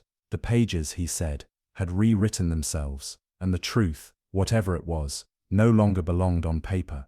A small team was sent to investigate the area again, but they never made it to the ocean floor. 40 meters above the seabed, their vessel's external hull began to warp, not collapse, not rupture, but ripple, like heat through metal. The onboard gyroscope spun out of sync, compass needles rotated counter to expectation. They pulled up immediately. Upon surfacing, every crew member reported identical dreams from the moment of descent. Each described standing barefoot on a reflective surface that extended in every direction. No sky, no walls, just a horizon that bent upward, closing like a dome, and across from them, always across, was another version of themselves, identical in shape, in posture, in silence, but not in breath. The mirror self never breathed. Some took it as metaphor, others were not so sure. Soon after, seismic sensors positioned hundreds of kilometers away began to detect strange signals, not tremors, but rhythms, oscillations with exact periodicity. They mirrored the pulses first recorded by the probe, only now they had doubled. 2 overlapping sequences, 2 conversations, a call and a response, then a harmony. Scientists couldn't agree on the origin. Some claimed it was tectonic, others said it was acoustic refraction from distant underwater mountain chains, but the pattern remained consistent, persistent, musical. One audio engineer overlaid the waveforms with known musical intervals. What emerged was a progression, not random, not static, but shifting, like a scale tuning itself. Every new pulse was closer to perfect resonance with the one before, every note more familiar than the last, and deep beneath that, an undertone, lower than any whale song, deeper than machine hum, the bass note of something massive aligning itself through time. The mirror, it seemed, was not merely waiting, it was preparing. Rumors spread among the quiet corners of oceanographic institutions, whispers about a moment approaching, a convergence of resonance. Some believed that if the mirror were to align perfectly with the tone of the earth itself, something might pass through, not something new, something returning, a shape long banished beneath pressure and patience. An unofficial advisory was issued: avoid the trench quadrant indefinitely, not for hazard, for interference. No explanations were offered. A month later, a cargo ship reported a sighting, in calm water, beneath an unusually still sky, The sea beneath the hull turned silver, not reflective, but lit from below. The glow lasted less than a minute, but the crew swore that for those seconds the stars doubled. A second sky beneath them. A mirror stretched just beneath the surface, perfectly still. In its reflection, the constellations no longer matched. The ship changed course. A final expedition, sanctioned in secrecy, was authorized to drop an autonomous unit, this time with no live feed. It was to collect passive environmental data only and return within 24 hours. When retrieved, the device appeared intact, but all of its internal systems had been reset to default, cleared, sterilized. Only one fragment of data remained. A single word, carved digitally into a blank sector of its memory. Not code, not machine-generated, just this. Inverted. The word was traced pixel by pixel, no signature, no data trail, just the presence of intent, written in a place where words shouldn't exist. It wasn't a message, it was a label, and that's what some now call the mirror, the inversion. A place where orientation reverses, not in body, but in meaning, where depth becomes surface, where history faces forward, and the sea no longer mirrors the sky, but the self. It does not shine, it does not echo, it listens, and it waits.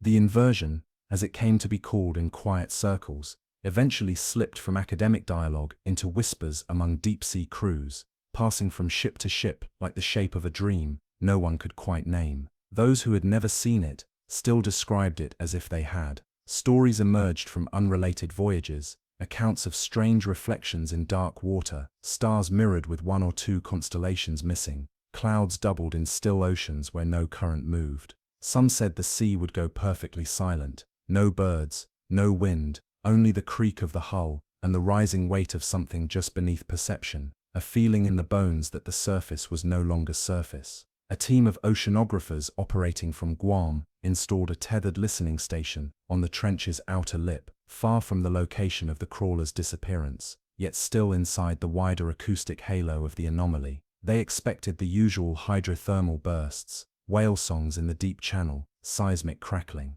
What they recorded instead was a recurring structure, a slow build of tone, followed by silence, then an answering tone, slightly off in pitch, always lower. The pattern held for 7 hours. Then on the 8th, the sequence reversed. The call dropped in pitch, and the reply rose, matching the first precisely. The sound was barely audible, a soft hum like distant wind in a tunnel, but with it came a change in the ocean's behavior. Tidal patterns shifted subtly along the coastlines nearby. Nothing drastic, just enough for the fishermen to notice, just enough for the tide charts to be wrong for the first time in years. The station was retrieved and examined. No equipment faults, but the casings of the underwater microphones, standard titanium, had warped slightly along their edges, as if subjected to long, slow pressure, not from the water, but from within, like the sound itself had pressed outward, reshaping the vessel that had dared to hear it. From that moment on, the inversion stopped behaving like a location, and started behaving like an event. It didn't stay in one place.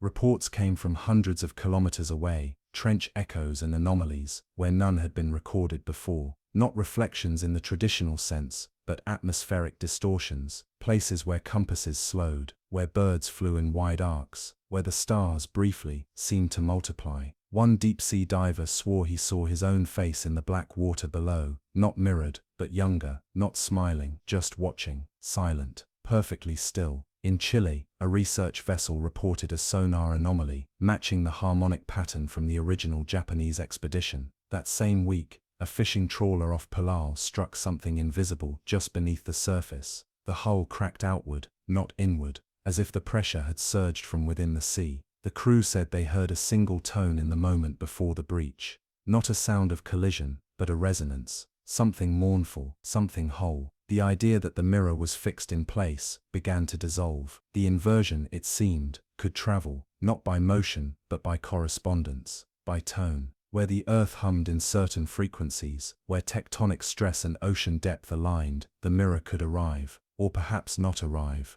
unfold, present itself for only moments, like a breath held between worlds. A linguist studying oceanic tonal structures compared the mirrored frequencies to a word in an ancient, now extinct coastal dialect from the Ryukyuan Islands. The word was Nishikara, roughly translated as the place where breath turns back. It appeared only once in surviving texts, describing a ceremonial site now long vanished beneath rising waters. The rituals there were performed in silence, and mirrors were never allowed on the island. When asked why, the last surviving speaker said, simply, because when it sees itself it remembers. What it remembers remains unclear, but the tonal responses began to lengthen. Where once the pulses were seconds apart, they now stretched for hours, days. Each new reply became more complex, woven with harmonic layers that exceeded the recording equipment's range. One marine acoustician noted that the newer responses weren't tonal at all, they were structural, not sound in air, but architecture in frequency. Notes folded into rooms, chords shaped into voids, like a house made of resonance.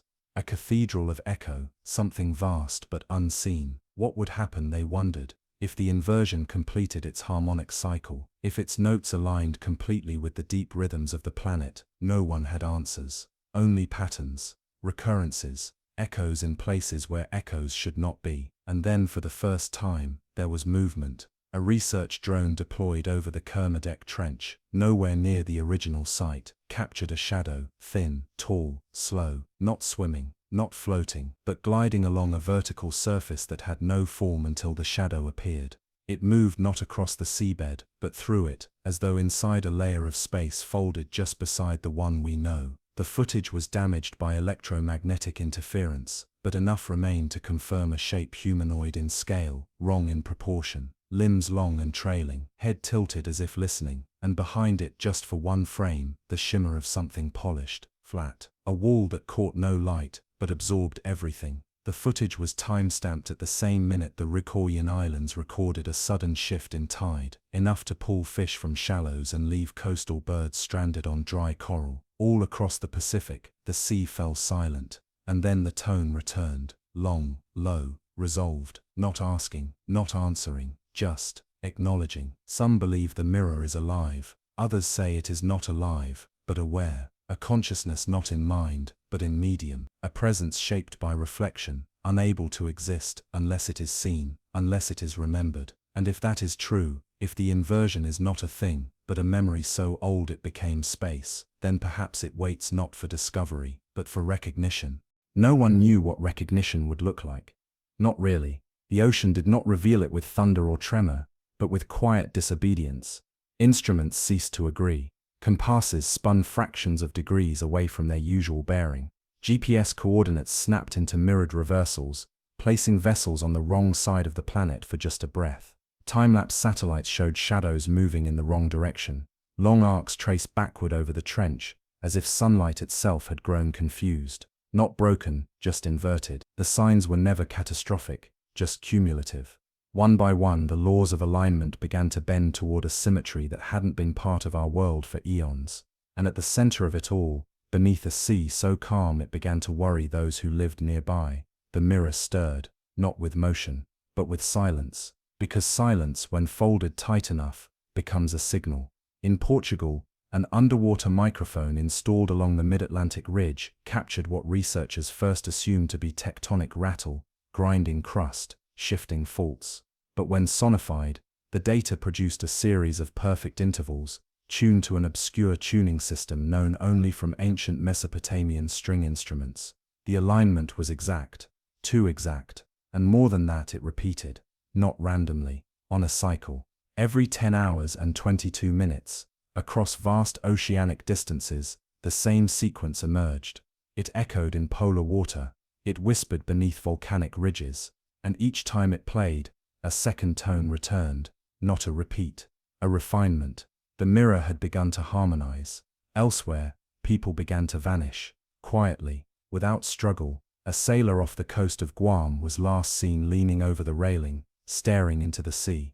No splash followed, no sign of falling. Only his watch remained, found ticking beside his boots, both perfectly dry. On a remote research station near the Mariana Arc, a technician walked into the bathymetric mapping room and never returned. Cameras showed her entering. None showed her leaving. Her desk, however, held a sketch, a curve too precise to be a wave, too symmetrical to be topography. A polished crescent. Beneath it, one word, entry. patterns emerged. Every disappearance coincided with mirrored tide shifts, moments when the sea behaved like a lens flattening wind, swallowing noise. These were windows, some believed, not opened, but lowered. The mirror had begun to fold space again, gently, like breath drawn inward before a final note. One theory, considered too speculative for publication, posited that the inversion was not a place, but a behavior, that under certain frequencies, pressure fields and geometric conditions, the ocean itself could form a mirror, not of light, but of history. That for brief moments, some trench floors ceased to be geology at all. They became playback surfaces, not reflections of the present, but of the unrealized past, ghosts of versions not chosen, echoes of civilizations not drowned but deferred.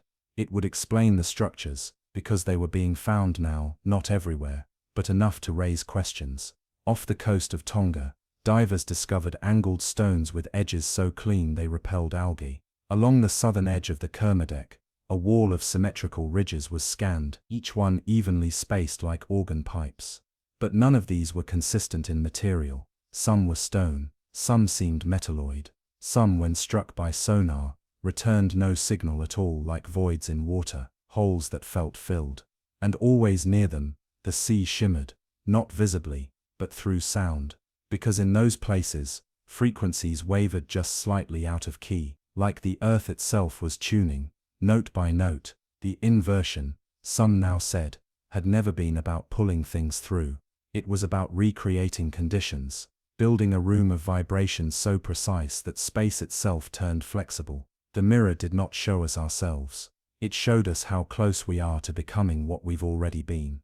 And for the first time, human minds weren't the only ones trying to reach across the gap. One vessel, privately funded, drifted across coordinates that hadn't existed the day before.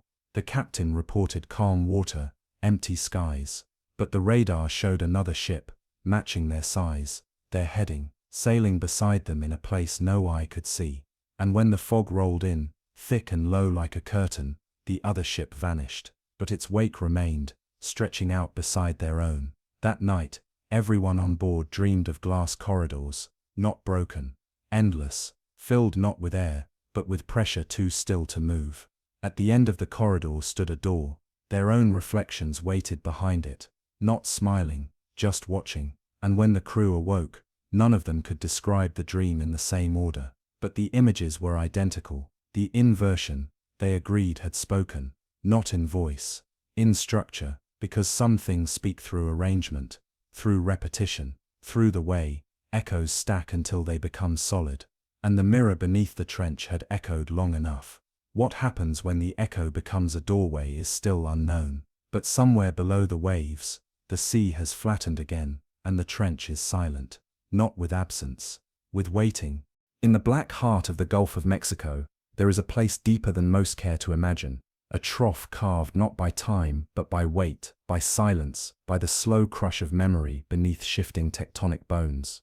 Known only to those who map without asking questions, Sigsbee Deep lies at the edge of the known seabed, a basin so far from the warmth of sun or the touch of storm that even sediment falls here differently. It does not scatter, it settles like ash. Fine, cold, absolute. It was in this place that a skull was found, not fossilized, not fossil at all. It was intact, and it wore a crown. Coral grew from the top of the cranium, branching in soft, spiral tufts, too symmetrical to be natural, too deliberate. The colors were wrong, too, not the faded whites or sickly yellows typical of deep-sea coral, but rich, dark reds and violet-black spirals, as if the ocean had woven threads of rust and time into something ceremonial. And the crown was not just growth, it was embedded. The coral had not attached itself like a parasite. It had grown with the bone, curling from the center outward like the petals of a closed flower. There were no breaks, no trauma. The skull had not been buried. It had not been left. It had been placed. The unmanned submersible that recorded it passed by only once, its lights grazing the object for no more than 7 seconds before the feed shivered and glitched. But in that window, the camera caught detail that no algorithm could explain. The skull was humanoid, elongated, the jaw wide, the orbitals deep, And where the zygomatic arches should have curved gently outward, they swept upward instead, too elegant, too narrow, like the carved frame of something never meant to be human. The coral pulsed ever so faintly under the pressure, not in motion, but in tone, as if it had remembered how to breathe. No coordinates were released.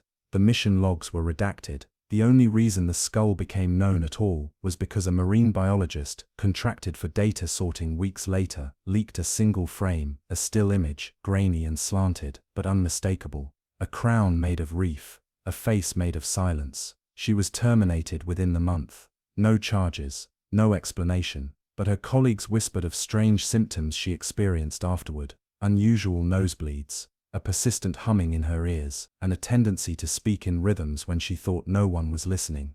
Others who glimpsed the image reported similar effects: not visions, not madness, but a shift in linguistic processing. Words lost their grip, names became slippery, colors didn't hold. It was as if the mind, upon seeing the crowned skull, began to reshape the language it used to describe reality. The photo was eventually removed from every source it had touched, but by then, it was too late. The image had rooted itself, just as the coral had. Speculation blossomed. Theories, of course, followed: Atlantean remains, ancient deep-sea mutations, a ceremonial burial from a civilization never recorded. But all such guesses shared a flaw. They assumed the skull belonged to the past. What if it didn't? What if it had been waiting? The seabed around the skull was unmarked. No current, no collapse, no trace of how it came to rest there, no other bones, no detritus. Just silt, clean, cold, undisturbed. A grave not dug, but chosen, and still the coral crown held, humming against the void, as though tuned to the weight of the water above. An independent diver, unaffiliated, anonymous, claimed in an obscure forum to have seen it firsthand. He said the skull was not alone, that the camera feed had only captured one angle, that behind it stood three more, each smaller, each wearing a different reef structure: fan, spine, spiral. He said they faced outward, not watching each other, watching the trench wall, as if waiting for something to emerge, or return. No verification followed. The post was removed. The diver never surfaced again, digitally or otherwise. But that didn't stop the stories. They say the coral on the skull grows when no one watches, that the crown blooms only when the sea is stillest, that the sound it makes isn't music or voice, but memory. Memory with shape, memory with bone, and in the deepest part of Sigsbee Deep, that memory is rising. Sigsbee Deep does not tolerate interference. The currents that pass through it are slow, but absolute. Like the arms of an ancient clock, their pace does not bend for machines or ambition, and yet the coral-crowned skull remained unmoved, untouched by the movements that should have scattered it long ago. Surveyors noted that even the finest layers of silt around it did not drift. They settled perfectly around the base of the bone, undisturbed, like dust on a shrine that breathes between centuries. The stillness was not natural, it was curated. The coral crown had grown, but not outward, it deepened. Threads once faint and laced in the outer ridges had become roots, burrowing through the bone like veins through stone. MRI simulations could not make sense of the material. The coral did not share the biology of any known marine organism. Its growth rings matched no seasonal cycle. Its tissue held microscopic symbols, etched shapes so regular, so mathematically pure, they were indistinguishable from early Sumerian proto-cuneiform. But they were too small, too complex, not meant to be read with eyes, and that was the quiet terror of it. The crown was not ornamental, it was communicative. Those who studied the scan data for too long reported symptoms like déjà vu, only backward. They felt as if they had not seen the skull before, but would again, somewhere ahead, in a moment already waiting. Time stretched thin around the idea of it. Memory began to spiral in those who stared too long. One analyst, after 47 hours of continuous modeling, began speaking in a language no one recognized: clicks, breaths, tones so precise they could only be intentional. When asked what he was saying, he replied, "I'm not saying it, I'm repeating it." He didn't return to work. His apartment was found empty, but on his desk lay a sketch of the skull, except in this version, the crown extended upward into a tree. The tree had no leaves, only coral branches, and at the end of each branch was another skull, smaller, with hollow eyes that shimmered in graphite. Speculation shifted again. No longer a tomb, no longer a memory. Perhaps a structure. One theory proposed that the skull was not a remnant of a being, but the beginning of one, a base, a seed, a shell shaped like a skull, grown around a harmonic signal too deep for sonar to capture. The coral then would not be a crown, it would be the antenna, the receiver, a device for pulling thought from the pressure, from the void. Not to record it, to house it, a memory not stored in words or light, but in shape and growth and silence. That idea changed everything, because it meant the skull might not be alone, and it meant the skull might still be aware.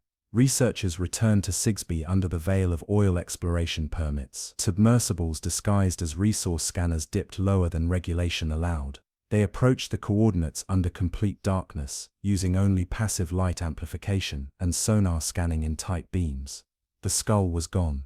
No drag marks, no debris, no fragments, just the silt, perfectly smooth, as though it had never been there at all. But the readings were still strange. Temperature down by 2 degrees, salinity slightly elevated, and the sonar kept returning a shape vague but familiar. The structure of a curve. A hollow, a crown. Not at the same depth, deeper. The skull had moved, or been moved. The team left in silence. None of their equipment was recovered. The logs erased themselves en route. The name of the operation faded from internal rosters, but something followed. The coral began to bloom in tanks at coastal labs. Species that had never shown red pigmentation now bled rust and violet. Patterns emerged on shells. Spiral fractures appeared on old fossils once deemed inert.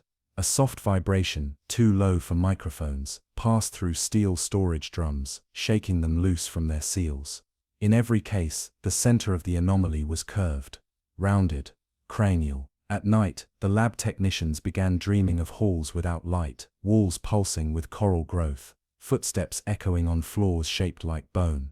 A chamber waited at the center, and in that chamber was a throne, grown, not carved, and on it sat no one, just a crown, breathing, listening. The dreams were never violent, but they never faded. One technician, before resigning without explanation, left a note taped to the storage room's inner door. It read, "We didn't bury it. We woke it. The crown is not a symbol. It is a key, and the skull is just the lock." Most ancient relics unearthed from the ocean come with context. Fragments of shipwrecks, shards of pottery nestled in silt, inscriptions weathered by waves. But the crowned skull had no companions, no bones scattered nearby, no tools, no ruins, no hint of civilization. It had emerged not from the past, but from a place beneath it, and when it vanished, it left behind not absence, but alignment, a stillness that hadn't existed before, not in the water, but in the minds of those who touched its presence. In coastal regions ringing the Gulf, people began hearing sounds they could not describe, not hallucinations, not tinnitus. The hum was real, recorded, measured, even analyzed by university audio labs, a resonance that didn't come from engines or earth. It arrived in waves, low and slow, like a tide of breath drawn from deep within the crust. It moved through buildings, through coral reefs, through the bones of anyone nearby. The frequency was steady, unwavering, and it always peaked at 3:03 a.m. every night, and always inland, never from the sea. One diver, who had been part of the first silent retrieval mission near Sigsbee, claimed in a private letter that he'd started seeing geometry in his dreams. Not imagined, but familiar, like shapes remembered from childhood, though he'd never studied them. Each night, he'd walk through spirals of coral in a dark hallway, brushing his fingers along ribbed walls that felt like cartilage. When he tried to speak, his mouth filled with salt, but he never felt fear, only reverence. Awe. He was found dead 2 weeks later in his apartment. No signs of struggle, no trauma, but on the wall behind his bed, he had drawn a circle in ash, perfectly symmetrical, and within it, a crown of thorns, not sharp, but alive. The ash, when analyzed, was not from anything in his home. It matched sediment samples from Sigsbee Deep, and it glowed faintly under blacklight. Theories evolved again. This was no tomb, no throne. It was something older, a signal, not a transmission, but a presence encoded in form. The skull was not just a skull, it was a node, a vessel, a biological anchor tuned to frequencies that preceded language, preceded light, frequencies that required living matter to hold them. And coral, of course, is both memory and life. In the oldest Polynesian navigation chants, there is a stanza sung only at dusk, when the sun has fully kissed the ocean's lip.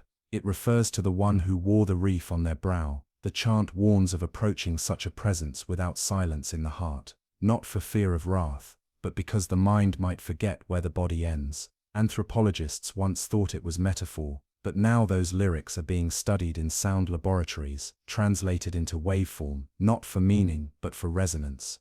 And that resonance matches, in exact proportion, the tone humming through the Gulf's tectonic crust. The skull, wherever it rests now, has not stopped. Its influence grows not through light or speech, but through vibration, through pattern. In certain coastal towns, especially near Veracruz and Campeche, statues of saints have begun to crack, not crumble, but fracture, with clean lines that form spirals around the head. In churches, floor tiles lift slightly overnight. When reseated, they return to wrong angles, as if the building is gently shifting into a new geometry. One historian suggested the skull may be part of a larger structure, an array buried deep beneath the seabed, older than the seabed itself. A harmonic mechanism, woven from bone and coral, designed not to last forever, but to awaken only when the sea reached the right pitch, like a song slowly coming back into key. And now perhaps, that key has returned. During a classified marine biology review, footage from Sigsbee, taken 2 years before the skull was found, revealed something chilling. A brief sonar scan, dismissed at the time as anomaly, showed not one but 3 shapes embedded in the sediment, skull-sized, triangular, silent, all 3 aligned perfectly, facing west toward a geological ridge that had never been mapped. That ridge is now known to emit a steady hum, only audible through specific subsonic filtration. The hum rises each time the moon passes overhead, as though pulled by its gravity. A pulse, a reply. The crown, it seems, was never decorative. It was a receiver, and the head it grew from, a waiting chamber, now active, now listening. Beneath the shifting tides of belief and skepticism, the crowned skull has continued to shape its story in silence. Not through new discoveries, not through sudden proof, but through slow, untraceable influence. Maps are not redrawn, but felt. Dreams are not recorded, but repeated. The places once thought to be remote folds in the seabed now hum faintly when passed over by satellite, not in radio frequencies or magnetic bursts, but in harmonic tension, like a wire strung just tight enough to carry thought. The coral has appeared elsewhere now, not in fragments, in patterns. Along the Caribbean shelf, divers found tiny polyps forming in shapes too deliberate to be accidental, loops within loops, petals spiraling in fractal rings. And always in red. The coral doesn't anchor to rock. It prefers bone. The carcass of a whale washed ashore in the Bahamas was found covered in it, its skull completely encased in a thin violet lattice.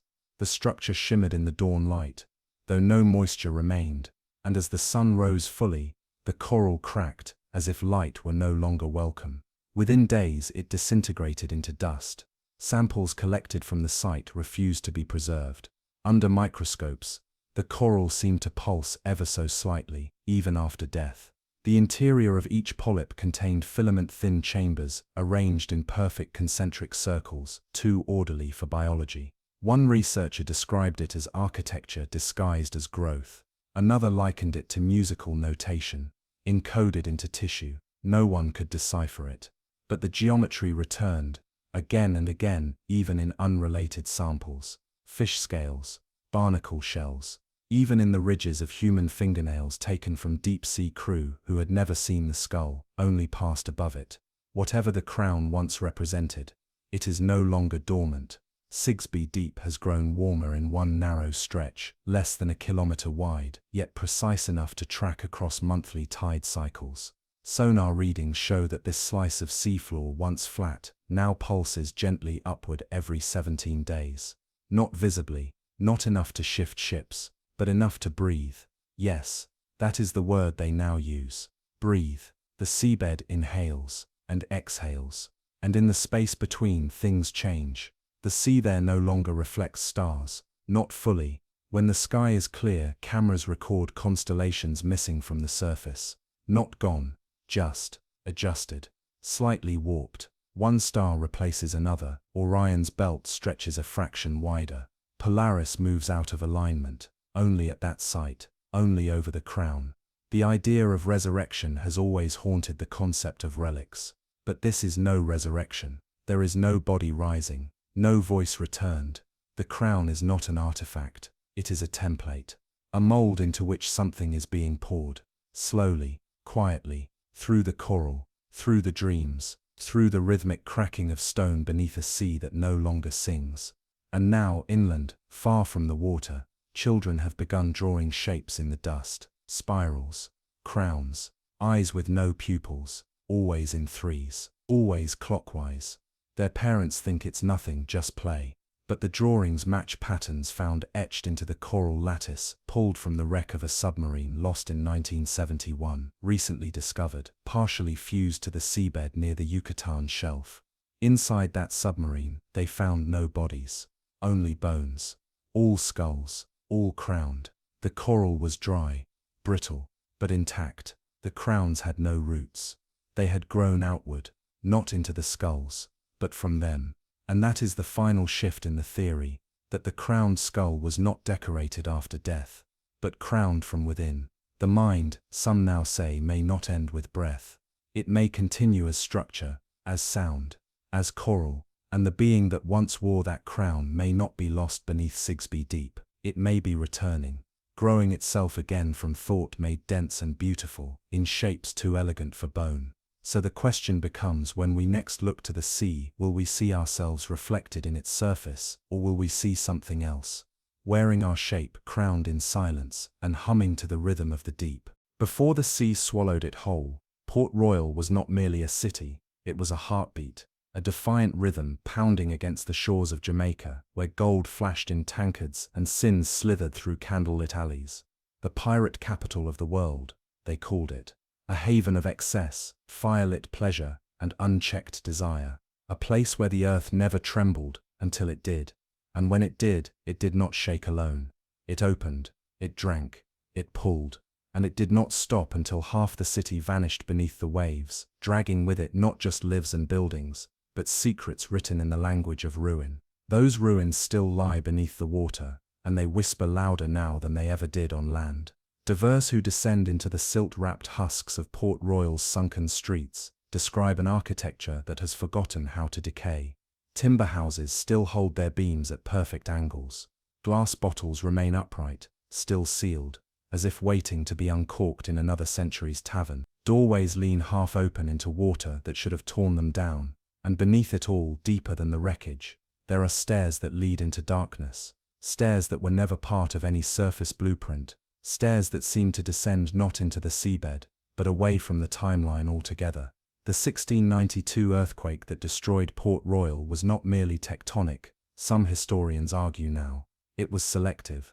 Like a claw raking across a map, it chose what to keep above and what to hide below, and what was hidden, well, it has never fully slept. A British naval survey team in the 1980s encountered something strange while mapping the submerged ruins. Their equipment locked onto a symmetrical void, a perfect rectangle beneath the silt. Not stone, not timber, a cavity. Inside it, faint pulses were recorded, temperature variations that moved like breath. Not heat, not geothermal activity, but a cycle of warmth and cooling, like lungs exhaling under centuries of pressure. The divers who went in afterward never saw the cavity itself. The sand had shifted, but they brought back something else. A coin, unlike any ever minted by the Spanish, the British, or the pirates who drank away their fortunes in the city's heyday. The coin was made of an alloy that didn't match anything from the era, silvery, soft and etched with lines that ran not in circles, but spirals. Along its edge, a single phrase in Latin, audit silentium, listen to the silence. No one could trace the coin's origin. It vanished from archives within months. But stories of strange artifacts continued to bubble up from the drowned city. Small things at first, a fork that hummed when held underwater, a locket that opened to reveal an unfading image of a face no one recognized. Then came the more complex. Yintes did dispen, Yintes did siam, Yintes did siam. A sextant that, when aligned with the moon, pointed not to stars but downward. And always the same thing was reported, the feeling of being watched, not by ghosts, not by spirits, by the city itself. Port Royal does not rest like other ruins. Its silence is not empty, it pulses. Each flood tide brings a moment of perfect stillness across its sunken alleys. Fish stop swimming, crabs freeze mid-scuttle. Even the currents grow hesitant, as though repelled by something not yet named. One diver described hearing footsteps, soft and slow, along the wooden deck of a collapsed brothel, though his crew was still above. When he turned, there was nothing. Only a trail of bubbles rising from the boards. In 2001, an underwater research lab was placed near the site for monitoring shifts in the reef. But for 13 nights in a row, the data loggers picked up low-frequency tones at irregular intervals. These weren't seismic, they were rhythmic, intentionally spaced, a pattern. When translated into audio, they formed what one acoustician called a hesitant melody, unfinished, repeating, as if someone were trying to remember how the song ended. And then on the 14th night, the sound stopped. In its place, silence. And beneath that silence, a creaking groan, wood under pressure, deep and low, like the sound of a door opening after centuries closed. The lab was removed the next week, officially due to funding, unofficially because one of the scientists claimed to have seen a lantern swinging beneath the silt, not falling, not buried, swinging, as if someone still walked those drowned streets, carrying light through the dark. And perhaps they do, because if you listen closely, when the wind dies down and the waves hold their breath, you can almost hear it, that faint echo of music through water, of boots on soaked wood, of laughter too slow to be human. Port Royal did not die.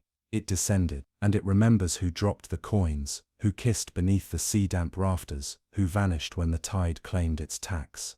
And it waits. The water that holds Port Royal is not clear. It is not blue, not turquoise, not the color of postcard coves or glass-bottom boats. It is thick with history, weighted, brined, muddied with time. Even on cloudless days, the light seems to die before it can touch the buried rooftops. It hangs there, inches above the city's broken spine, as if the sea itself hesitates to disturb what it has preserved. And preserved it has. Unlike most shipwrecks and ruins where coral claims wood and barnacles flatten steel, Port Royal rests in a peculiar kind of stasis. Doors remain ajar. Tankards sit half full with water, but never spill. Tiles sit balanced on beams that should have collapsed decades ago. Something is holding it together. Not architecture, not luck. Something else. Something that remembers how this city once stood proud above the tide, and refuses to let it fall further. Historians will tell you the destruction came fast. A quake, a wave, a punishment. But divers and locals will say otherwise. They speak of the way the buildings seem to slide down, not break, not shatter, but sink as if gently lowered by invisible hands. Like a stage curtain falling between acts. The tremor was not rage, it was permission. It gave the sea back what had always belonged beneath it. There are taverns still standing down there, their beams leaning slightly to the left, doorframes warped like smiles caught mid-laughter. In one, a glass still sits on a counter, solid, untouched, and beside it a deck of cards bloomed in a fan, warped by salt but unbroken. 2 aces, a king, a queen, and a joker, face blank. Divers who saw it claimed the card didn't show a smile or a mask. Just 2 empty circles for eyes, and a mouth frozen in a perfect O. When they blinked, the joker was gone. The cards had folded themselves. The tavern tilted just a little more. Another team found what appeared to be a chapel, a place of wooden benches long since drowned, but somehow still upright. There was no cross on the altar, no holy text, just a mirror, oval, ornate, covered in kelp, but otherwise pristine. One diver approached and reported seeing not his reflection, but a door swinging open in a place behind his own image. A room that didn't exist. A hallway not made of wood or stone, but mist. He surfaced minutes later, disoriented, eyes bloodshot, mouth whispering words no one understood. The footage from his camera was corrupted, static and blue flashes, but the audio, cleaned and filtered, contained a voice. Faint, distant, repeating, "You are not the first. You are not the first. You are not the first." And then silence. The mirror, when revisited, had vanished. Divers returned to the same site days later. The chapel had tilted, the altar collapsed, and in its place grew barnacles arranged in spirals, perfect spirals that radiated outward like a ripple frozen in stone. What makes Port Royal different is not what it once was, it's what it became. Cities fall all the time, empires collapse, sin drowns. But Port Royal did not end, it migrated. It shifted into a layer of the sea where time behaves differently, where objects do not erode. But listen, every building is an ear, every shattered window, an eye. It waits, not in silence, but in suspension, a breath held for centuries. Marine archaeologists working the site with magnetometers found something stranger still, readings suggesting iron mechanisms beneath the soil, not cannons, not anchors, shapes with hinges and radial design, like gears arranged in rings. But when they tried to dig, the sediment closed up behind them, water grew thick, visibility dropped to zero. One diver claimed his depth gauge began running backward, measuring not descent but reversal, as if the deeper he went, the closer he got to before. And that is the unspoken terror of Port Royal, the sense that the city beneath the sea is not merely a ruin, it is a memory playing in reverse, a clock ticking back toward the moment of its vanishing, rewinding itself, not to undo the past, but to become it again. There are accounts, never printed, of voices rising through dive suits, not from speakers, not from teammates, from inside the helmets themselves. Whispers in perfect English, but wrong in accent. Outdated, phrases like "your drink waits," or "the cards have been dealt," or worse, "we've been watching." In the local folklore, Port Royal is not just cursed, it is patient. The dead don't haunt it, they host it. They maintain its rooms, polish its silver, shuffle its cards, and they wait, not for the living to visit, but for the moment the water recedes, the curtain lifts, and the city walks again on dry land. Because some ruins don't stay buried. They wait for tide and tremor to align, for the breath of the earth to exhale, and when it does, they rise. No one knows how long the heartbeat has been returning. It doesn't thump like thunder, doesn't crack like the sea floor under tectonic pressure. It pulses slowly, soft, rhythmic, like music remembered underwater. Some say it began the moment the church bells sank into the mud, still ringing as it was swallowed. Others claim it never stopped, that Port Royal's rhythm simply dipped beneath hearing range, tuning itself to something deeper, something waiting. And in recent years, that pulse has started to rise again, creeping upward, just below the reach of ordinary perception. Divers feel it in their chests, researchers feel it in their teeth, and the fish, those silver shapes gliding between coral-crawled ruins, now avoid certain streets entirely, circling wide, as if repelled by a memory they were never given. That memory has begun to seep upward. A recent expedition returned with new footage, a murky reel filmed at the edge of one of the city's deeper sectors, where the rooftops have long collapsed and silt flows like slow breath. There, through the haze, appeared a storefront, its sign still faintly legible beneath the algae, Casa del Vino. The divers approached with slow, practiced motion, careful not to stir the floor. One extended a gloved hand toward the doorframe, and the moment he touched it, the current stopped. Just like that, water that should have moved, paused. The sediment beneath their boots did not rise. Their exhaled bubbles froze mid-ascent, hovering like beads of mercury. And from inside the shop, though no doors remained, came the sound of glasses clinking. 3 soft notes, and then nothing. The diver's camera feed became unreadable, an overexposed smear of blue and red light. But his audio captured something strange, a slow, low murmur, like a voice echoing from another floor. Not English, not Spanish, something older, and beneath it, the groan of wooden beams shifting, as though the building had just noticed someone had entered. He surfaced unharmed, but distant. His teammates described him as still soaking wet after drying off. He wouldn't explain the phrase, he wouldn't talk much at all. Only once did he offer a comment. There were more rooms than there should have been, and they all had eyes. Others have reported similar disorientation, paths that loop, stairs that lead to rooftops, then again downward. One diver swore he saw sunlight break through waterless glass, as though the ruin had floated upward into the sky for just a moment before snapping back to the sea. Another found a series of gold coins stacked in a perfect spiral inside a sunken alley, each one different, minted across centuries, including dates after the city had drowned. Some were etched with markings no government ever claimed, others bore no numbers at all, only the faint impression of a door, and always, the current circled back. not outward, inward, as though Port Royal is folding itself into a single point, not collapsing, condensing. Theorists now argue the city operates like a memory palace, an architectural consciousness, not haunted by souls, but animated by sensation, the taste of salt, the weight of guilt, the repetition of indulgence without consequence, a place where the emotions of hundreds of thousands echo,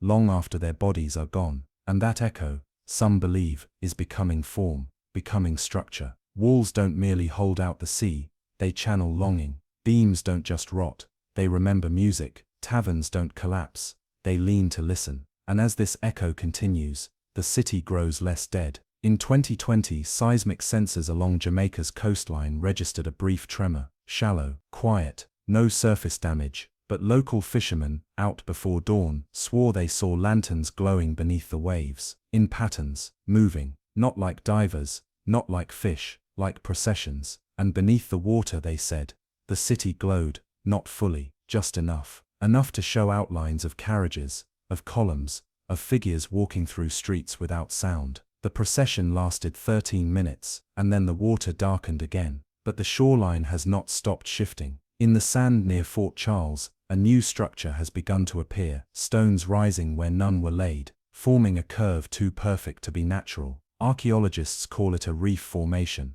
Locals call it the elbow, a bend in the past reaching up to open something, or to pull something back down. Because Port Royal, the Sin City of the Sea, was never just a place of gold and rum and gunpowder. It was a temple, built not to honor the gods above, but the ones who wait beneath. There is a difference between a ruin and a wound. A ruin is what time leaves behind, a soft crumbling, an invitation to forget. But a wound is something else entirely. A wound remains warm, it pulses, it whispers, even as it heals wrong. Port Royal is not a ruin, it never has been. It is a wound torn through the crust of the Caribbean, stitched shut by salt and pressure, but still sore with memory, and like all wounds, it itches when it begins to awaken. The divers no longer go down alone. After too many were pulled from the deep trembling, unable to recall their names, or the decade they came from, the Jamaican government placed strict regulations on excursions near the core of the submerged city. But regulations are brittle things when wonder calls, and Port Royal does not need permission to reach the surface. It is already climbing, not in structure, but in presence. You feel it now in Port Royal's twin above the water, the small fishing town that still bears the name.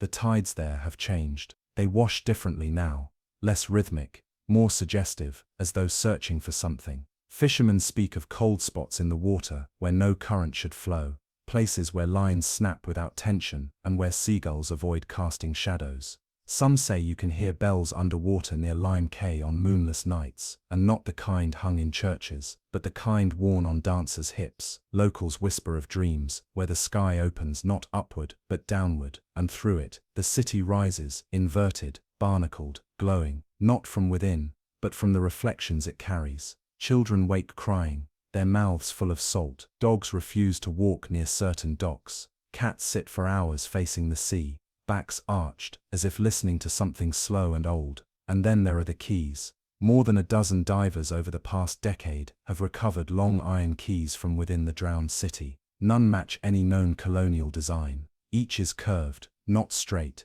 and engraved with symbols that do not belong to any human language. Yet each diver claimed the same thing. The keys felt familiar, not in memory, but in function, as if they already knew what doors they were meant for. One man, after retrieving a key from the sunken steps of what was once a governor's mansion, disappeared days later, not at sea, at home. The lock on his door was never opened, but on his nightstand, his wife found a note, 3 words, scrawled with trembling hands. It opened upward. No one knows what that means. But in recent weeks, the mirror tides, phenomena where the sea appears to rise flat and reflective, like black glass, have increased. They last longer. Birds go silent during them. Electrical instruments distort. And once, just once, a tourist snapped a photo at the height of the stillness and captured not the reflection of the sky, but the outline of a street lamp, a gaslight. There are no gaslights in Port Royal anymore, not on the surface. The tremors continue, subtle but consistent, timed now to lunar rhythms. On every new moon, at the stroke of midnight, A soft harmonic tone spreads through the bay, inaudible to most, but picked up by hydrophones. It is always the same 3 notes, spaced like the swing of a tavern door: welcome, pause, return. And on the sea floor, the city listens. Doors not built of wood or metal, but of silence and water, begin to part. Rooms that haven't breathed in centuries fill with current. The ghosts that never needed names stir in their submerged hallways, not out of sorrow or revenge, but purpose. Because Port Royal was never just a den of pirates or sin, or colonial greed. It was a crossing point, built over something far older than maps.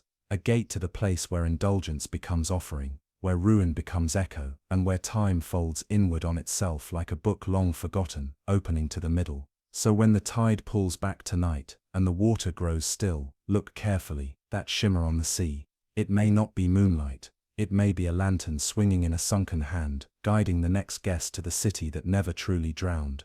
A whale carcass surfaced off the edge of the Weddell-Gaia, adrift in currentless waters where nothing should float for long. No scavengers approached it. No birds circled overhead. The ship that found it, a cold water research vessel, rerouted by an unseasonal sonar anomaly, nearly passed it by. But as the pale mass drifted alongside their bow, one of the crew noticed something lodged between the whale's ribs. Not tangled netting, not barnacle clusters. Something vertical, ivory-colored, smooth as bone. It stood upright inside the ribcage like a spine that didn't belong, like it had grown there, or waited. They cut it free with difficulty, not because it was stuck, but because the whale's body seemed unwilling to release it. The object was smaller than expected, about the length of a man's forearm, shaped like a figure seated in meditation, though the proportions were all wrong. Its shoulders curled too far forward, its arms folded in a way that suggested no vertebrate could breathe. The face was smoothed into featurelessness, and yet, when held in the hand, there was an overwhelming sensation that it had once had a face, and that it still did, if you could only view it from the correct angle, not left or right, not top or bottom, but from within. The idol was made of ivory, or something almost like it, warm to the touch, despite the frigid air. Its surface was pitted with age, yet impossibly intact, not chipped, not cracked, not even stained by blood or sea water. And it was heavy, heavier than it should have been, as though gravity clung to it more tightly than to anything else aboard the vessel. They placed it in the laboratory freezer for safekeeping. The next morning, the power in the lower decks failed. The data backups were corrupted. Every screen displayed the same flickering frame, static etched into faint spirals, barely visible unless you stared long enough for the pattern to emerge. One crew member, tasked with resetting the circuit box, collapsed before reaching it. He woke 3 hours later repeating the same phrase in Portuguese, a language he did not speak. Translated, it meant, "I saw the face, and it was mine." But older, the idol was retrieved from the freezer and secured in a lead-lined container. Temperatures rose by 2 degrees in the room, despite all systems being offline. One of the researchers insisted they turn back. He claimed to have seen the idol again in his sleep, not on a pedestal, not on a deck, but underwater, upright on the ocean floor, not drifting, anchored. And around it, other idols stood, hundreds, some taller, some broken, some leaning forward as if listening, all pointing toward a dark shape in the distance that never came into view. They sailed home in silence. The artifact was logged with no official name, just a code tag and the phrase non-reactive biomaterial. But in private notes, one of the linguists assigned to early analysis had already begun referring to it as a vinte branco, the white listener. In the months that followed, those who had touched the idol reported unusual dreams, not nightmares, not visions, just impressions, hollow caves shaped like mouths, staircases descending through coral carved like ribs, and water that burned the throat when swallowed. One man found himself unable to say the word ivory without shaking. Another refused to sleep with the lights off after waking up to the sound of slow breathing in a room that was otherwise empty. Every analysis failed. Carbon dating returned no reading. Spectrometry revealed no material match. The surface resisted all chemical probes, and yet fluoresced faintly under UV light, revealing tight concentric rings etched beneath the outermost layer, like growth marks in a tree. But these rings were wrong. They curved in on themselves. They folded. Some formed glyphs, others resembled bones. Then the face changed. Not for everyone, only for the woman who cleaned the display case weekly. She described it casually, thinking it had been restored, but no one had touched it, and when she tried to show the others, the face was gone, blank once more. Yet she remained certain. It smiled, she said. It didn't have teeth, but it smiled. Word of the artifact spread quietly through back channels, among oceanographers, mythographers, archivists, who dealt with unclassifiable objects dredged from impossible depths. One paper, never published, argued that the idol bore striking resemblance to a figurine found in a submerged shrine off the coast of Micronesia, nearly 80 years earlier, an item lost in transit after a museum fire. The author concluded with a disturbing hypothesis, that these idols were not unique items scattered across the globe, but instances, manifestations of a single form recurring in different locations, each representing a part of a whole that might still be growing. The current location of the idol is unknown. Rumors claim it was stolen, others suggest it was placed in a trench near a volcanic vent, buried beneath layers of ash and silt to keep it cold. But strange things have begun happening along that same tectonic seam. Whale song recordings captured last season revealed a new pattern, short phrases, repeated every 7 hours, mimicking the rhythm of human breath. And one dive team mapping the caldera found spiraled bone formations in the shape of seated figures, just barely protruding from the sand, as if the trench itself had grown vertebrae. And in the center of that spiral, sonar detected something smooth, something upright, something that returned no echo. They did not investigate. They left the sea quiet, hoping it would not answer. But silence, like ivory, remembers. And the thing that once surfaced inside a dead whale may not have been waiting to be found. It may have been returning. 3 months after the idol disappeared, a Norwegian deep-sea cable maintenance crew encountered something strange while surveying a signal break near the Jan Mayen fracture zone. The cable was severed cleanly, no fraying, no melting, just a perfect diagonal slice, as if a blade made of light had passed through it. But it wasn't the cut that unsettled them. It was what they found resting along the seabed, nestled in a bed of filamented silt, perfectly upright. A smaller figure, same posture, same ivory-white hue. But this one was hollow. When tapped, it rang, not like bone, not like metal, more like a bell behind glass, a resonance that bloomed inside the body, rather than escaping into the water. They didn't retrieve it. No one on board could agree whether it was safe to touch. The ROV camera panned around it slowly, capturing every angle. No face, just that same recessed oval, shallow enough to feel deliberate, but too faint to hold identity. When they reviewed the footage later, the figure was no longer visible in the last 2 minutes, not obscured, gone, but its reflection remained in the glass of the ROV's lens, captured indirectly as if the camera had seen it even when the world had not. It was the third such figure documented in under a year, and every one of them had emerged near places where tectonic plates met and breathless quiet ruled the trenches. A pattern began to form in backroom circles, an alignment of known idol sightings, all within a corridor that seemed to loop beneath the Atlantic like a curved spine, from the Azores to the Sargasso, from the Vima fracture to the Puerto Rico trench, a map with no markings, only sensations, not a trail, a boundary. Inside it, strange things lingered longer. Magnetic interference lasted weeks, ships malfunctioned just once, and then never again. Divers returned with their watches frozen, their oxygen unspent, their memories partial. The idols were not coming from these places. They were staying there, as if waiting to be counted. Researchers attempting to 3D model the artifact from previous scans noticed something else. A distortion in the curvature of the figurine's chest. Subtle, nearly imperceptible, but mathematically impossible for symmetrical design. And within that curve, a pattern of grooves, tightly packed. When the dimensions were run through spectral analysis, the spacing between the grooves matched precisely the rhythm of a fetal heartbeat, not human, not mammalian, but something closer to marine echolocation, short, quick pulses tapering into silence. That silence was transcribed, amplified, then rendered into sound, and when played through underwater speakers during a routine survey mission off the coast of Madeira, the sea responded. At 3:16 a.m., without warning, the water stilled, not just on the surface, but down into the pressure-folded dark. Readings confirmed a complete absence of current for 17 minutes. No waves, no drift, just a hovering weight, like breath held across 1,000 kilometers. Then came the noise. one tone, low, wider than sound should be. It struck the hull of the vessel without vibration, like being tapped from inside the metal, and then the idols began appearing again, faster now, not just in oceans. One was found embedded in glacial ice near Greenland, perfectly preserved, facing downward, its base fused with something organic.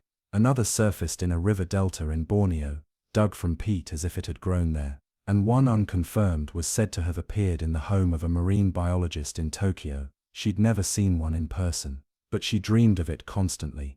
On the morning she vanished, a figure matching the idol's description was discovered in her bathtub, dry and warm to the touch. Her clothes were still in the wardrobe, the windows were locked, her phone was still recording audio. The last minute of that audio contained a soft hum, 3 notes, like breath, then footsteps, then water rushing upward, not downward, like the house had been flipped inside the sea. Her name was never released. Those who have held the original artifact say it vibrates when submerged, not with energy but with recognition, as if the ocean knows the idol and allows it to hum back. What if the idol isn't a relic at all? What if it's a seed, a form meant to be planted in silence, in cold, in the pressure where time stops keeping score? It does not decay, it does not burn, it does not shatter, it multiplies. And each one that surfaces, each one that hums, may not be a message from the past, but a rehearsal for the moment something deeper returns, not with wall, not with words, but with recognition. The sea does not need names. It only needs shapes that remember, and this shape has never forgotten. There's a museum in Belgium buried 3 stories beneath a shuttered church, where the public is not allowed to enter and the artifacts are not allowed to leave. The guards there don't carry guns, only recorders, because in that place, it's not hands they worry about, but echoes. That museum holds one of the idols now, or at least it did for a time. It arrived unceremoniously in a plain lead-shielded crate with no return label, no origin form, and no customs documentation. No one signed for it. And yet, the museum curator, a woman who hadn't left the building in 4 years, claimed she'd been expecting it. When asked how, she only smiled and gestured to her journal. Dozens of pages, handwritten in ink, with one phrase repeated hundreds of times in the margins. I saw the curve again. It wasn't until the 33rd page that the word idol appeared, scratched in tiny letters between anatomical sketches of spines, teeth, and the folds of an ear. None of the notes mentioned the sea, not directly, but there were drawings of impossible trenches, staircases descending into blackness, and figures suspended in water, not like swimmers, but like roots waiting for soil. The idol itself was placed in a pressure-sealed chamber beneath 3 layers of mineral glass, temperature-controlled, humidity-regulated, surrounded by sensors designed to measure even the faintest vibration. For the first week, it did nothing. Then on the 8th night, every single humidity gauge in the building failed simultaneously, despite full power and backup systems remaining stable. When technicians reviewed the sensor data, they noticed a sharp spike, one lasting just under 4 seconds, where the air around the idol reached 0% humidity. Not just dry, sterile, as if moisture had been evacuated entirely, not burned off or frozen, but denied. That night, 2 guards quit, not for what they saw, but for what they heard. One claimed he'd heard his own voice whispering in reverse, asking him to remember something he hadn't done yet. The other described the sound of bone creaking, slow, rhythmic, like something growing. When dawn came, the idol had moved slightly in its case, not far, less than an inch, but rotated. Now facing the rear wall, the camera feed showed no disturbance, no external force, and yet, in the morning silence, the room somehow felt entered. The curator ordered the chamber sealed indefinitely. No more scans, no more light. She said the idol had seen enough, that it was watching now, not learning, but waiting for the right breath to mimic. What breath? No one knew, but the dreams returned, not to the staff, but to those connected by accident. Someone who'd merely handled the shipping invoice, a man whose father had fished the trench decades earlier, a graduate student studying deep ocean lithography, who had once seen the idol in an old microfiche slide and couldn't stop drawing it on napkins. Each described the same vision, a cavern beneath the sea, lined with ribs of ivory so large they arched like cathedral supports, and at the center, a figure seated, not the idol itself, but something larger, still, waiting, not asleep, not alive, remembered. There were differences in the details. Some dreamers described the seated figure with open palms, others with hands pressed over its ears, but always, the mouth was absent. Always the pressure in the dreams was unbearable. And always, the dreams ended the same way, with a sound like stone being split underwater, followed by light that didn't come from above. In response, the museum began monitoring global seismic data, not for earthquakes, but for pulse tremors, bursts of deep vibration, with no epicenter, no movement, just a tone. They found 9 in the last 6 months, each one precisely 111 hours apart, each one followed by mass beachings of deep water cephalopods, creatures with no natural predator, no clear reason to flee. And carved into the beaks of 3 such squid, preserved in ethanol, were spiral patterns, not from erosion, not damage, but intent, etched in loops too clean to be natural, too shallow to be accidental. When digitally reconstructed, the spirals formed a shape nearly identical to the chest cavity of the original idol. Researchers began to wonder, what if these idols aren't simply being found? What if they're being reconstructed, piece by piece, face by forgotten face, as if the ocean itself were remembering how to build it again, no longer a relic, but a template? And for those who listen carefully, who dive deep enough into places the sun has never touched, there's a sound that seems to wait just past hearing, not a hum, not a song, but the hush of something enormous, something ancient, preparing to speak in a voice shaped from ivory, silence and bone. In the final weeks before the research blackout, a last photograph surfaced, grainy, low resolution, taken through thick glass smeared with brine and streaked with pressure stress. It showed the idol again, but not in a museum, not in a trench, not aboard any vessel known to the institutions that once catalogued such finds. This one sat upright at the base of what looked like a staircase that did not rise, but curled downward into a narrowing spiral of carved stone, walls slick with bioluminescent moss, that spelled nothing, yet felt like language. A faint halo of light hovered behind the figurine, not casting shadows, not illuminating, just waiting, like a pupil, like the eye of something vast, staring through a keyhole it had long forgotten how to open. The photograph was unsigned, no metadata, no date, only one word embedded in the corner, etched not digitally, but scratched by hand into the image: begin. No institution claimed the photo, but across obscure forums and encrypted channels, its circulation sparked a ripple, and then a silence, not a quiet born of disinterest, but of reverence, the kind of pause one takes before stepping over a threshold.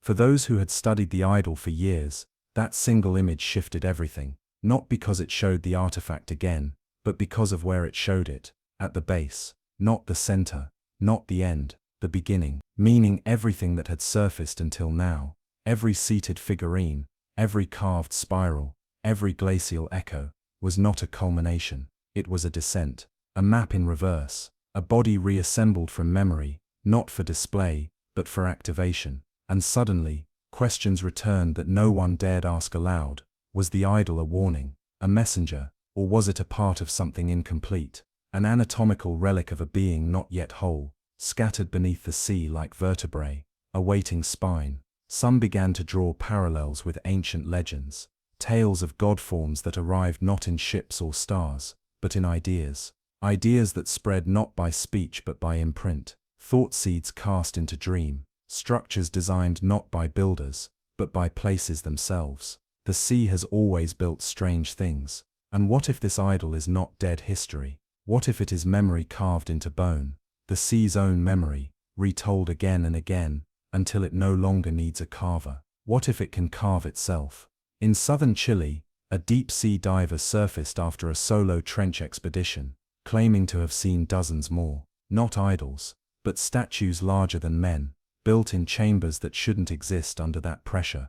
They sat with hands on knees, palms up, as if offering something invisible. He never returned to the water. He sold his gear, left his job, and moved inland. Before he left, he gave one interview, just one. When asked what frightened him most, he didn't speak of size, or depth, or darkness. He only said, they weren't waiting, they were remembering, and the moment they finish, they'll start building forward again.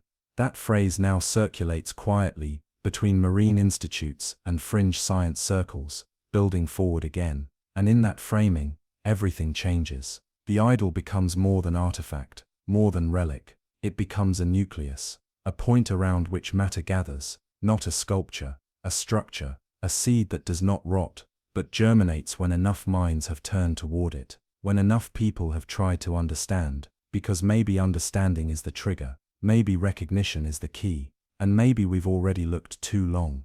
For the past 6 nights, low-frequency tremors have been reported near the same trench the original idol was pulled from, the one wrapped in the dead whale's ribs. The vibrations are too rhythmic to be tectonic, but too soft to register as threat. Some believe it's coincidence, others know better. In the water, everything echoes, and sometimes echoes become language. Somewhere far beneath the surface, there may be a chamber, a true origin point, a place where the full figure waits, seated, faceless, unfinished, and around it, the carved replicas we mistook for artifacts. But they are not artifacts. They are instructions. They are the shape the sea remembers when it dreams of being alive. And if that shape rises again, if it takes form not as worshipped God, not as ancient machine, but as the sea's own voice-given body, then we will not be facing a relic of history. We will be facing memory, fully awake. And the ocean will no longer speak in waves or silence.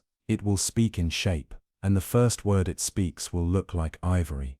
At the southern edge of the Cayman Trough, beneath a slope of black basalt ridges untouched by light, there is a vaulted cavern known only by its coordinates, Delta 14. It was discovered not by explorers, but by an autonomous submersible that never returned. Its final transmission contained a 5-second clip, silent, dim, almost unreadable, of glimmering objects arranged along the cavern's inner wall. At first glance, they seemed like ordinary stones coated in calcium. But once magnified and filtered, the video revealed something impossible. Glass. Dozens of vessels, all intact, all sealed. They rested on ledges carved unnaturally smooth, positioned like ceremonial offerings inside a chamber that could not have formed through pressure or erosion. And each vessel, though translucent, held a swirling mass that seemed to shift with intention. Not currents, not air bubbles, movement that changed depending on the light, the angle, the eye. No one knew what they were, no one knows what they are still.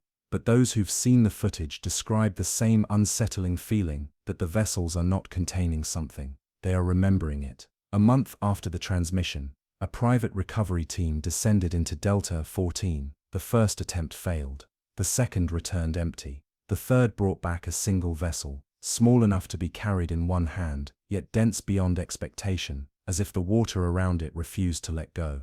Its surface was unchipped, cold, yet dry, even beneath the dew point. There was no stopper, no lid, no seam, and yet inside, a viscous shape curled slowly in spirals, pulsing with faint luminosity. No matter where the light hit, the shape never cast a shadow. The lab that held it didn't publish their findings, but whispers escaped. They said that when the vessel was placed in a vacuum chamber, the room pressure rose instead of dropping. That sound leaked from it at midnight, thin and papery, like breath passing through reeds. That cameras failed, but only while someone was watching. That the contents changed shape when ignored. And once, just once, it showed a handprint pressed against the glass from the inside. A human hand. Slender, incomplete. It faded before it could be documented. The vessel was moved to a deep cryogenic vault in northern Greenland, but the shifting never stopped. Every week, technicians reported the same anomaly, something inside the vessel rearranged, not just in form but in color,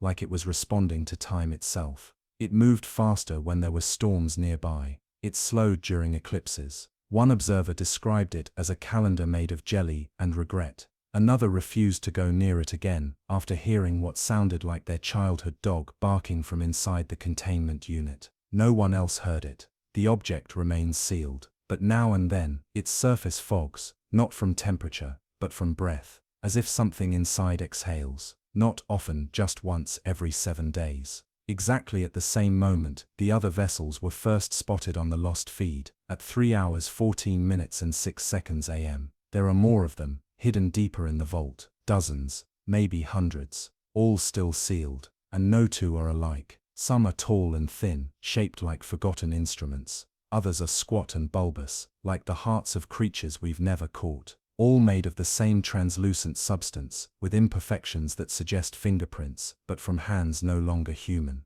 It said the pelagic vault is older than the cavern itself, that the sea did not fill the vault, it opened into it, that the ocean didn't bury these vessels, but guarded them, and now that they've been disturbed, something else is beginning to stir, not the vessels, but the things they remember. The second vessel surfaced not by intention, but by a storm, a freak convergence in the eastern Atlantic, a weather event that rose too fast to be forecast, then died without explanation. It left behind wreckage, silence, and something glittering among the wreck's debris field. Glass, thick, salt-glazed, still sealed, lodged between a shattered hull and the bones of an old navigation console. A salvage team pulled it from the sea days later, unaware of what they'd recovered. It was delivered anonymously to a museum in Spain, still warm from the sun, encased in a rusted cargo crate with no origin manifest. No one opened it for 2 weeks. When the crate was finally unsealed, a technician sliced his hand on the lining, not metal, but a jagged film of crystal that had grown across the vessel's casing like frost forming inward. The wound didn't bleed. Not right away. The skin turned pale. The blood came later, thick and dark, and almost unwilling. The technician left the facility the next day. He claimed his dreams had reversed, that he now woke remembering things that had never happened, and couldn't remember the face of his wife. He would later draw her face from memory, but each sketch showed the features slightly wrong, misaligned, like he was remembering her through someone else's dream. The vessel itself was the most intact yet, smooth, clear, faintly green like ancient glass. It had no lid, but ripples inside, moved like breath trapped behind ice. What it held wasn't solid, not liquid, not quite gas. A substance that bent light in a way that made observers dizzy if they stared too long. Cameras captured it, but the footage always returned warped, stretched in unnatural directions, as if the vessel bent time as easily as it bent angles. Reflections within it were wrong too. When someone stood beside the case, they cast no reflection in the glass, but the object did reflect something. A room with no lights, no floor, just rows of vessels stretching into dark. The analysis team divided into 2 camps. One argued the vessels were biological, formed naturally in environments we had yet to discover, like deep-sea glass sponges, but hardened, fossilized, retaining chemical impressions of the things they once filtered. A kind of mineralized memory. The others believed differently. They saw in the vessels the architecture of intention, not randomness, not erosion, purpose. The ridges around their bases resembled grip marks. The vessels were made to be held, not just seen, and perhaps not by hands like ours. Stranger things followed. When moved to cold storage, the vessel resisted the drop in temperature. It remained a steady 11 degrees Celsius for 39 hours, without power. Instruments confirmed this. The surrounding air chilled. The vessel did not. Its contents began to shift again, slowly at first, then rhythmically, pulsing, not like a heart, but like breath held and released through unseen lungs. Spectral imaging showed shadows forming along its inner wall, shapes, once described as ribbons, later as tendrils. Finally, one technician reported seeing his own silhouette pressing faintly against the inside, arms folded, head bowed. He was not the only one. Over the next several days, 4 members of the research group reported the same phenomenon being mimicked. Their stance, their movement, appearing not in the glass itself, but within the substance inside, as though it was studying posture, imitation, familiarity. One researcher began speaking of the vessel as a kind of echo chamber, not for sound but for identity. A memory device, yes, but not storing data, storing presence, holding the impression of a being, the emotion of an action, the fingerprint of thought. One senior analyst compared the vessel to a dream catcher made of breath, something designed not to capture nightmares, but to breathe them back into the world slowly, subtly, until the sleeper forgot where dream ended and memory began. The team laughed it off, but a few days later, one of them collapsed after muttering the phrase, "It doesn't want to be full, it wants to be known." He was airlifted to a neurological clinic. Nothing abnormal was found. He was discharged after 3 days, but he would later send a note back to the team. 1 line, no explanation, check the number of vessels, count again. And they did. The records said 6. The shelves held 7. One vessel, not logged, not tagged, had appeared in the corner case without record. Its shape was different, more slender, more ornate, filigreed with salt trails that formed no language, yet drew the eyes like writing. No one could say when it had arrived. No one remembered carrying it, but it matched the others too well to be dismissed. The substance inside it did not move. It shimmered, like light seen through heavy tears, and when the room was silent long enough, the vessel hummed, not audibly, but somewhere in the chest, a pressure, a resonance that sank into the ribs like the memory of drowning. Some believe these vessels are part of a communication system, slow, organic, patient, not speech, but migration, a kind of living archive cast across time and water, waiting to be retrieved, not by chance, but by intuition. Perhaps each one is a doorway, a container of a self long dissolved, eager to be remembered into form, or worse, not eager, but inevitable. For every vessel pulled from the sea, there may be others still forming, still growing, and if they are not tools, then they are seeds, not planted into soil but into minds. And whoever breaks the last one open may not release the past, but something that never stopped watching. By the time the 8th vessel appeared, no one doubted it anymore. These objects were not relics lost to erosion or coincidence. They were arriving. Each one now came with its own subtle trail of consequence. Electrical failures, phantom radio transmissions, dreams that passed like contagion between sleep labs and research offices. One scientist even likened the phenomenon to a deep ocean bloom, where something dormant erupts silently in the dark, not to feed, but to signal. The 8th vessel was different, found by a team studying undersea volcanoes near the Galapagos Rift. It lay inside a narrow fissure that had opened only days earlier. The chamber surrounding it pulsed with sulfur heat, yet the glass was cool, untouched by fire, suspended inside a pocket of perfect stillness, as if protected by the water itself. When they retrieved it, their oxygen gauges began to tick upward instead of down. The readings made no sense. Either the sensors were failing, or time was bending slightly inward around the artifact. The lead diver, a veteran of nearly 200 missions, surfaced with a nosebleed and a sentence he repeated without knowing. It wasn't inside the fissure, it was beneath it. This vessel held no motion, no shimmer, only a single dark spot suspended at the center, like an eye, or a seed, or a thought that had not yet chosen a shape. No light passed through it, no heat registered, but one by one, the team began to forget parts of the dive, not the event, but the sequence. They remembered descending, they remembered finding the vessel, but no one remembered lifting it, or sealing the container, or resurfacing. The footage showed all of it. Clear, smooth, unremarkable, but watching the footage gave them headaches, vertigo, a sense of being pulled backward, as if memory itself were being tricked into spiraling inward. One of the researchers described it as watching yourself blink from behind your own eyes. The vessel was sent to a lab in Norway, but it never arrived. Somewhere between customs and storage, it vanished. Surveillance footage from the loading bay showed a frame-by-frame progression of the sealed crate, slowly tilting. No hands, no interference, just gravity bending the wrong way. And in the final frame, just before the feed cut to static, the crate had vanished, but its shadow remained on the floor. The vessel had not been stolen, it had moved, and in the weeks that followed, glass-like fragments began surfacing across 3 different oceans. None of them were whole, just splinters, sharp, curved, and humming faintly with heat that did not register on any infrared spectrum. Fishermen pulled them from the bellies of sharks. A child in Samoa found one buried in beach sand, still dripping as if freshly pulled from water. Every fragment was tested. All matched the chemical structure of the earlier vessels. None responded to physical tools, but when placed near one another, they began to resonate, not in sound, but in memory. Those who stood near the fragments experienced the same vision, brief but unforgettable. A corridor of vessels lining a tunnel, made of shell and stone, and in the distance, something vast. Not a creature, not a god.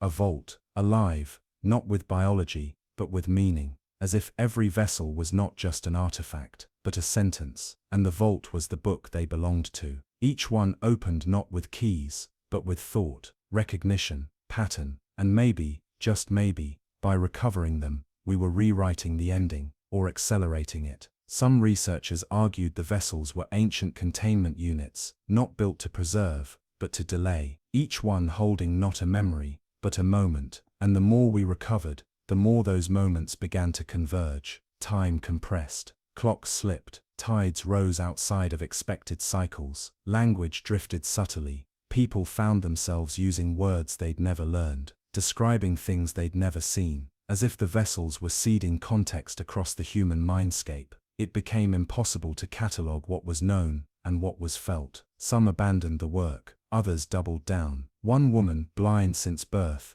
claimed to see light when near the fragments. Not light, like we know it, but something older, something shaped like emotion. She described the feeling as standing in the shadow of a thought that remembers you before you're born, and then she said something else. They are not filled with knowledge. They are what knowledge looks like before it takes shape. That line made its way into a private transcript shared among oceanologists. Some dismissed it as poetry. Others saw it for what it was, a warning. These were not safe objects to study. They were part of something else, a larger form, a system that spanned pressure, time, and depth. And that system was listening. Whether it listened through sonar, through thought, or through the dreams it left behind in the minds of those who dared to recover its bones, no one could say for certain. But now, in certain labs across the world where no one dares speak the word artifact anymore, something has begun to happen. Each vessel, though sealed, though still, casts a second reflection in the glass around it. Not a person, not a shape, a door. And some believe when the final vessel is found, that door will open, not into the past, but into something older, something the ocean did not bury, but hid, because even the sea forgets what it once served. And perhaps the vessels are not asking to be opened, perhaps they are asking to be finished. The final known vessel was never meant to be found. It wasn't pulled from the sea by trawler nets or scraped from a trench wall. It was not spotted on sonar or catalogued in any recovery log. It arrived inland, without seaweed or salt, without water or weight. It was discovered in a cave near the Patagonian icefields, dry, airless, locked behind sediment that had not shifted in at least 4,000 years. A team of climate researchers found it buried beneath a layer of volcanic ash. Its surface was immaculate, no scratches, no dust, just the faintest trace of condensation that did not fade, even in fire.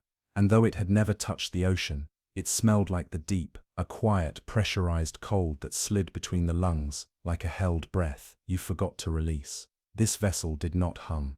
It did not glow. It did not shift in any visible way. But the cave around it began to change. Instruments recorded anomalies in air pressure, even though the cave was sealed. Batteries drained without warning. The sound of water dripping grew slower with each day, until it no longer echoed at all. A recording left on a time-lapse camera captured something no one could explain. The vessel had moved ever so slightly, in a circle, 3 millimeters, counterclockwise, as if turning towards something unseen, or listening. They brought it to a university archive for preservation.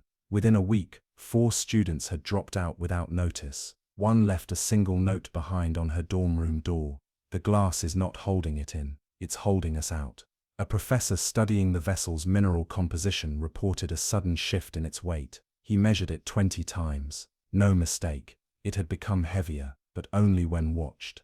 When left alone, it returned to its original mass, as if observation itself gave it gravity. Soon, even the memory of the vessel began to act strangely. Staff reported being unable to remember what it looked like, even while staring directly at it. Not amnesia, just an absence of visual language. Some described it as being too simple to hold, others as too full to see. One archivist tried to sketch it from memory. The drawing resembled not an object, but an eye, split down the center, pupilless and hollow, surrounded by spiraling lines that looped outward like petals or tentacles. And then, the dreams reached further, not just those who touched the vessel, not just those near it, but strangers, people with no access, no exposure. In cities far from the sea, they began to post on obscure forums, art boards, dream journals, the same image. A wall of glass vessels, some shattered, some full, a ceiling made of bone, a silence that speaks through fluid, and in the center, a vault that breathes not air, but memory. One thread gained quiet attention. A user claimed to have dreamed of the exact pressure measurements of the pelagic vault days before they were made public. He described the entrance, the ledges, the shimmer of the liquid he'd never been to see. He ended his post with a line no one could trace. You don't find them.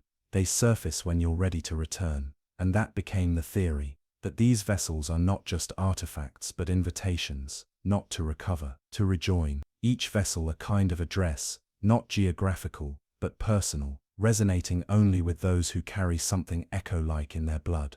The children of the drowned, the dreamers who speak in fragments, the ones who feel homesick when near the ocean, even if they've never left land. Maybe the vessels were never meant for humanity at all, or maybe humanity, long ago, was something different, something that once breathed water, not air, and left behind its memories in glass until it could find its way back. The pelagic vault, then, is not a chamber of forgotten artifacts. It's a womb, one waiting for enough of its scattered pieces to return, for the memory to complete itself. And what happens then, when the last vessel is brought home, when every fragment glows in recognition, is a question no one can answer. Because maybe the vault isn't holding vessels at all. Maybe we are the vessels, and the glass was never meant to be opened. It was meant to keep something from waking up inside of us. Something ancient, something aquatic, something home. Along the shattered seabed where the city of Ugarit once stood, buried now beneath centuries of salt and volcanic ash, there lies a trench that was never part of any map. Divers call it the Hollow Step, a slanted corridor descending far deeper than the surrounding topography suggests possible. It opens between two ridges of ancient stone, the kind carved not by tectonics, but by intention, ridges smoothed, as if a giant hand had once dragged something massive across the seafloor, something meant to be forgotten. For years the trench was inaccessible, the currents too aggressive, the sediment too thick. Then came the quiet quake, just a flicker of pressure barely felt on land. But beneath the sea, it was enough to part the silt, enough to expose a shape, angular, out of place, watching. It wasn't until the third survey that the artifact was officially identified. The thirds caught it by accident, half buried, kneeling. Its surface glinted red through layers of sediment, not rust but polished copper, darkened with time yet unblemished by decay. Not a statue, not a relic, a form, humanoid, larger than life, bent at the waist, arms folded against its chest, as though in rest or mourning. The footage was sent to historians and metallurgists around the world. None agreed. Some claimed it was a ritual burial sculpture. Others believed it to be part of a shipwreck, an ornament torn from the prow of some forgotten vessel. But one voice stood apart. A Syrian archaeologist who had once mapped the ruins of ancient Ugarit's upper citadel before the war claimed the artifact was something else entirely. Not ceremonial, not symbolic, functional, a golem, not made of clay but forged, copper-wrought, jointed at the limbs, constructed in the manner of ancient automata whispered of in Levantine myth. The records had long since crumbled, but the oral traditions remained. Tales of watchers placed beneath the sea to protect what kings could not. Creatures shaped like men, but built with silence. Not machines, not monsters, guardians. The artifact was lifted slowly over 3 days. Its weight was immense, far beyond what copper should weigh. It resisted the surface, dragging the crane cables taut as though something beneath still held it. And when it finally broke free of the water, witnesses claimed the air around it thickened, not hotter, not colder, just heavier. Like standing beside an ancient oath that still held breath. No one spoke when it was laid upon the deck.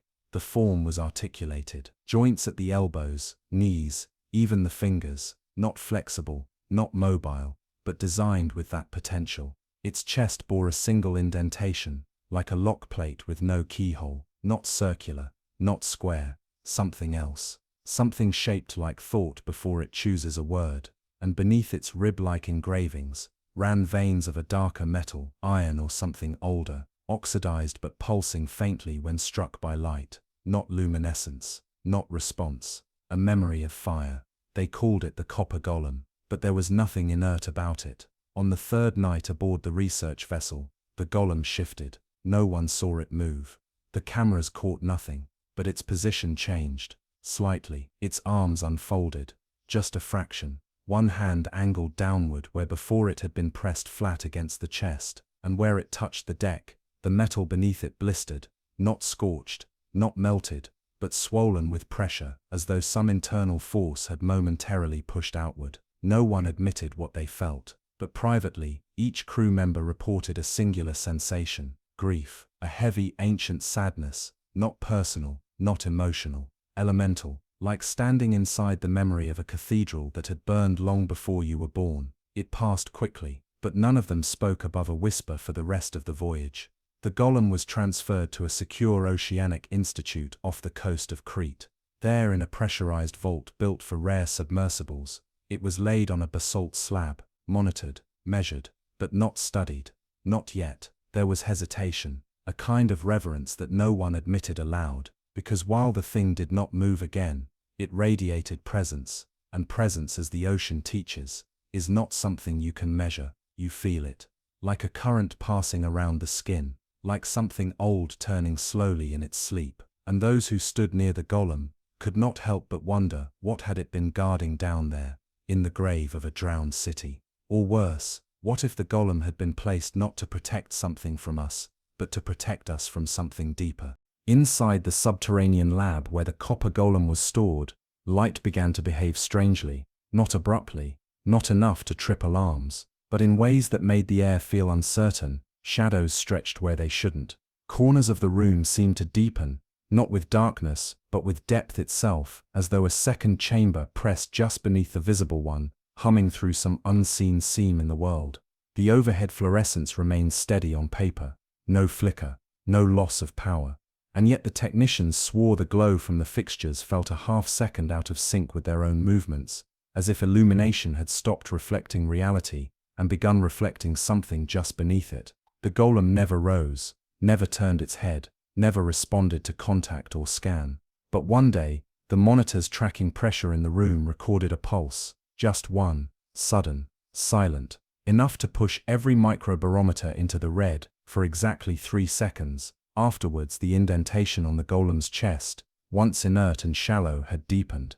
The edges now shimmered faintly under infrared, as though the surface were being rewritten from within. The scientists argued. They debated, testing samples, drilling, attempting remote activation, but each idea dissolved beneath a silent, shared understanding. You don't interrogate a tombstone, and this golem, though it bore no carvings, no epitaph, carried the weight of purpose, not decorative, not accidental, placed. The very idea of touching it without permission felt wrong, not dangerous, sacrilegious. That word returned again and again, not from theologians but physicists, engineers, people who had built their lives on repeatable truths and clean variables, and yet in the presence of this artifact, they found themselves whispering when near it, as if afraid to wake something, not in the room but in themselves. One technician, alone during a midnight shift, claimed he heard movement, not metal scraping, but something internal, a groan, almost biological, deep and pressurized. He left the room and did not return. His replacement, a woman known for her calm and logic, began sketching images on her break notes without realizing it. Circles within circles, nested limbs, figures bound in geometric coils that no one could interpret. Then came the discovery. An ancient tablet, pulled from a dry-stored archive in Damascus, was retranslated using newer AI-enhanced lexicons. It spoke of a ritual forgotten even in antiquity, one involving the copper cent, a being not born but built by the priest engineers of a vanished temple that had stood where Ugarit would later be founded. The text was fragmented, but a single sentence stood out: "He who bears the breath of the Hollow King will not rise again until the song is sung from beneath the tide." For the first time, the indentation on the golem's chest was understood not as a keyhole, but as a mouthpiece, a vessel for sound, not to enter, but to release. Suddenly, the pulse from earlier, the pressure wave, was reconsidered. It hadn't been an emission of force, it had been language, a word, a sigh, a memory attempting to surface through metal lungs older than recorded speech. And if that was true, then the golem hadn't awakened, it had exhaled. One researcher proposed using vibration mapping, transmitting harmonic frequencies through the metal to identify latent patterns. The test was scheduled. But before it could begin, every tuning fork and sonic reader in the lab broke, simultaneously, not from impact, from resonance, hairline fractures in their cores, as if the artifact had answered the question before it was asked. No one suggested another attempt, and still the changes continued.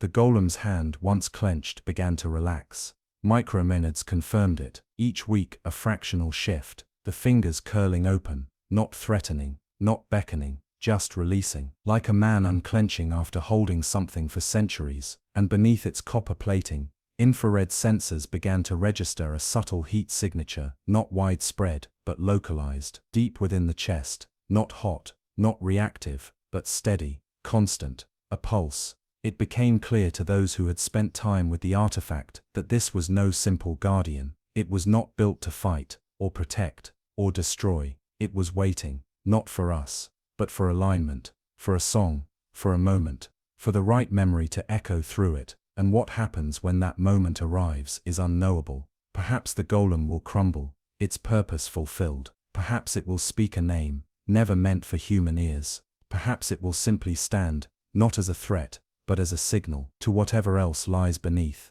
to the other forgotten machines, to the deeper things. And maybe, just maybe, the copper golem is not the message, but the messenger. The third phase of observation was never officially announced. It began quietly, under a different project name, in a colder wing of the research facility where the golem was stored. The team overseeing the artifact had changed. New names, new badges, new procedures, but no one ever explained where the old team had gone. They hadn't quit.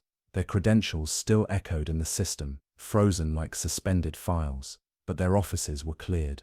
Personal effects boxed, email auto-replies looping endlessly, on extended leave. The new researchers didn't ask. They were focused, specialized, and unusually silent for a group operating under public funding. Their purpose, loosely worded in an internal memo, was to map the internal architecture of the artifact for comparative analysis with Anatolian and Mesopotamian metallurgical artifacts. But no one ever ran a chemical assay. No one tested the copper. Instead, they brought microphones, directional sonar, ultrasonic pulse generators. They weren't trying to break the golem open. They were trying to hear it. The theory was simple. If the artifact had exhaled once, it could be coaxed into doing so again. And maybe, if the frequencies were aligned with enough care, it might answer, not with movement, not with speech, but with a pattern, a signal, something buried so deeply in its framework that only resonance could draw it out. They began slowly, low tones, bursts of vibration sent through reinforced pads into the golem's chest. Hours passed with no response. Then, on the fourth day, one of the lower frequency arrays shorted out, not abruptly, gently. As if the circuitry had grown tired, a technician reset it manually, and the screen blinked once before displaying something it had not been programmed to show: a symbol, circular, woven from looping figures that defied linguistic parsing, like a glyph sketched by water through sand. The same symbol appeared hours later, on the screen of a sleep monitor tracking one of the overnight staff. That staff member would not return the next day. She left no note, just a single sentence written in marker on the wall beside her locker. It doesn't want to be understood. It wants to be remembered.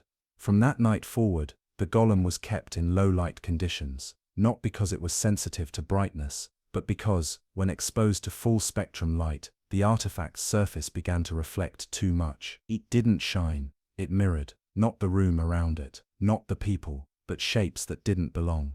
Architecture that shouldn't exist. Massive archways, walls carved in spirals, staircases vanishing into dark, images that changed depending on who was watching. One observer, an exoarchaeologist with no history of hallucination, reported seeing his own childhood bedroom reflected in the golem's shoulder. But the furniture had been rearranged, and something was standing in the corner, facing away, wearing his father's coat. When he turned, the reflection had shifted, back to blank metal. No one else had seen it. The team adjusted their protocol. From then on, no one stood alone with the artifact. But isolation wasn't the only risk. They soon noticed changes in the surrounding equipment. Coils running warm without current. Instruments registering static when unplugged. One morning, the pressure in the sealed chamber dropped to trench levels for precisely 6 minutes, without damaging anything inside. When the pressure normalized, the indentation in the golem's chest had deepened again. It now resembled the mouth of a horn, and that's when the humming began. Subaudible, untraceable, but real, like the vibration of a long pipe beneath the earth, groaning under the weight of history. The the sound came only at night, always between 3:14 and 3:20 a.m., always fading just as someone tried to record it. But those who heard it described the same thing: not music, not speech, but calling, like the sound of a name being spoken backwards stretched over water. And the longer the golem remained in the vault, the more that sound began to affect the dreams of those nearby. First it was fragments, visions of bronze doors, waves of heat passing through submerged corridors, machines buried in coral. Then came shared dreams, entire staff members recalling the same sequence, standing before the copper golem, only it was no longer asleep. It was seated, surrounded by others like it. Not many, just 3, 4, watching. Their faces were different, some cracked, some faceless, all motionless, except for one, the one that turned, and in that moment, just before waking, they would all describe the same sensation, that the golem was not looking at them, but through them, as though recognizing something behind their eyes. And perhaps that's the final truth this artifact carries. Not that it is a weapon, not that it is divine, but that it is a memory of something that remembers us back. And when the last harmonic aligns, when the vault under Ugarit shivers open again, the copper golem may not rise to speak, it may rise to listen, because the ocean is not waiting for answers, it is waiting for the echo to return. In the fourth and final phase of observation, there were no more tests, no pulses, no scans, no probes. The lab fell quiet, not out of fear, but out of surrender. Whatever the copper golem had been built to do, it was clear now, it would reveal nothing under pressure. It would unfold only on its own terms, in its own time, perhaps not even as an act, but as a shift, a long patient realignment, a memory clicking into place. The artifact was moved once more, this time to a chamber not listed on any public registry, an obsidian-lined sanctum, carved into the coastal bedrock beneath a decommissioned naval outpost, repurposed for deep time preservation. The room was pressure-stabilized, climate-sealed, acoustically dead, and in its center, the golem stood, not laying, not seated, but upright, supported only by gravity.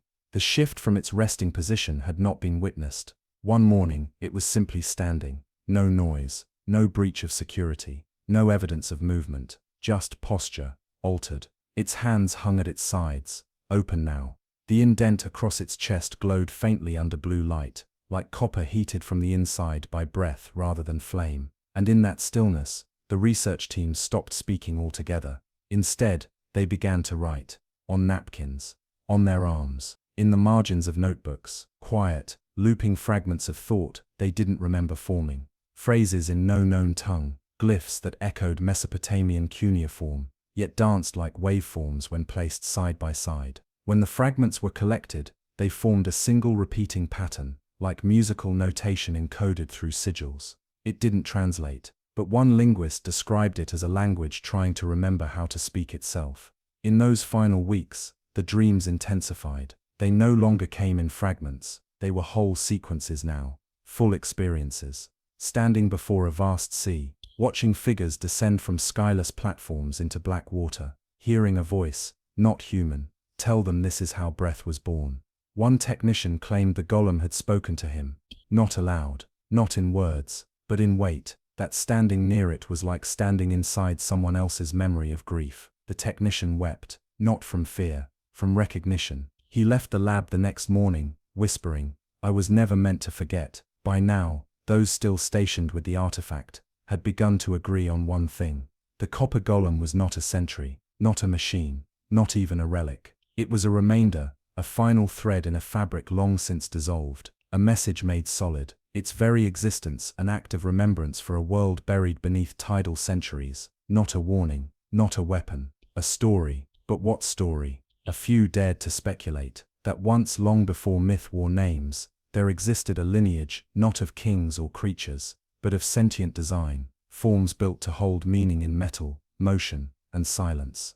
The copper golem was one of them, not the last, perhaps not even the first, but the only one that chose to wait beneath the ocean, folded into the grave of Ugarit, where breath and ash and tide could blur the line between burial and slumber. Some believe the indentation on its chest was once a lock. Others now say it was always a mirror, not of face, but of intent, that the golem does not wake because of sound, or light, or force, but because someone somewhere, will remember the purpose it was given. And in that remembering, the silence inside its limbs will rise, like breath drawn back into a long dead mouth. The final journal entry recovered from the vault reads only this: "It is not ours to awaken, it is ours to become." And now, the copper golem stands quietly beneath the earth, the tides above it pulsing with the rhythm of time. No alarms, no blinking lights, just the hush of metal older than language, waiting for the one who remembers. Not the world it left, but the world that left it behind. The ocean does not forget. It may fall silent for centuries. It may swallow names, drown cities, dissolve stone into sand. But forgetting is not the same as silence. Not down here, not in the pressure and dark where light cannot reach. And time no longer measures by clocks, but by breath, slow breath.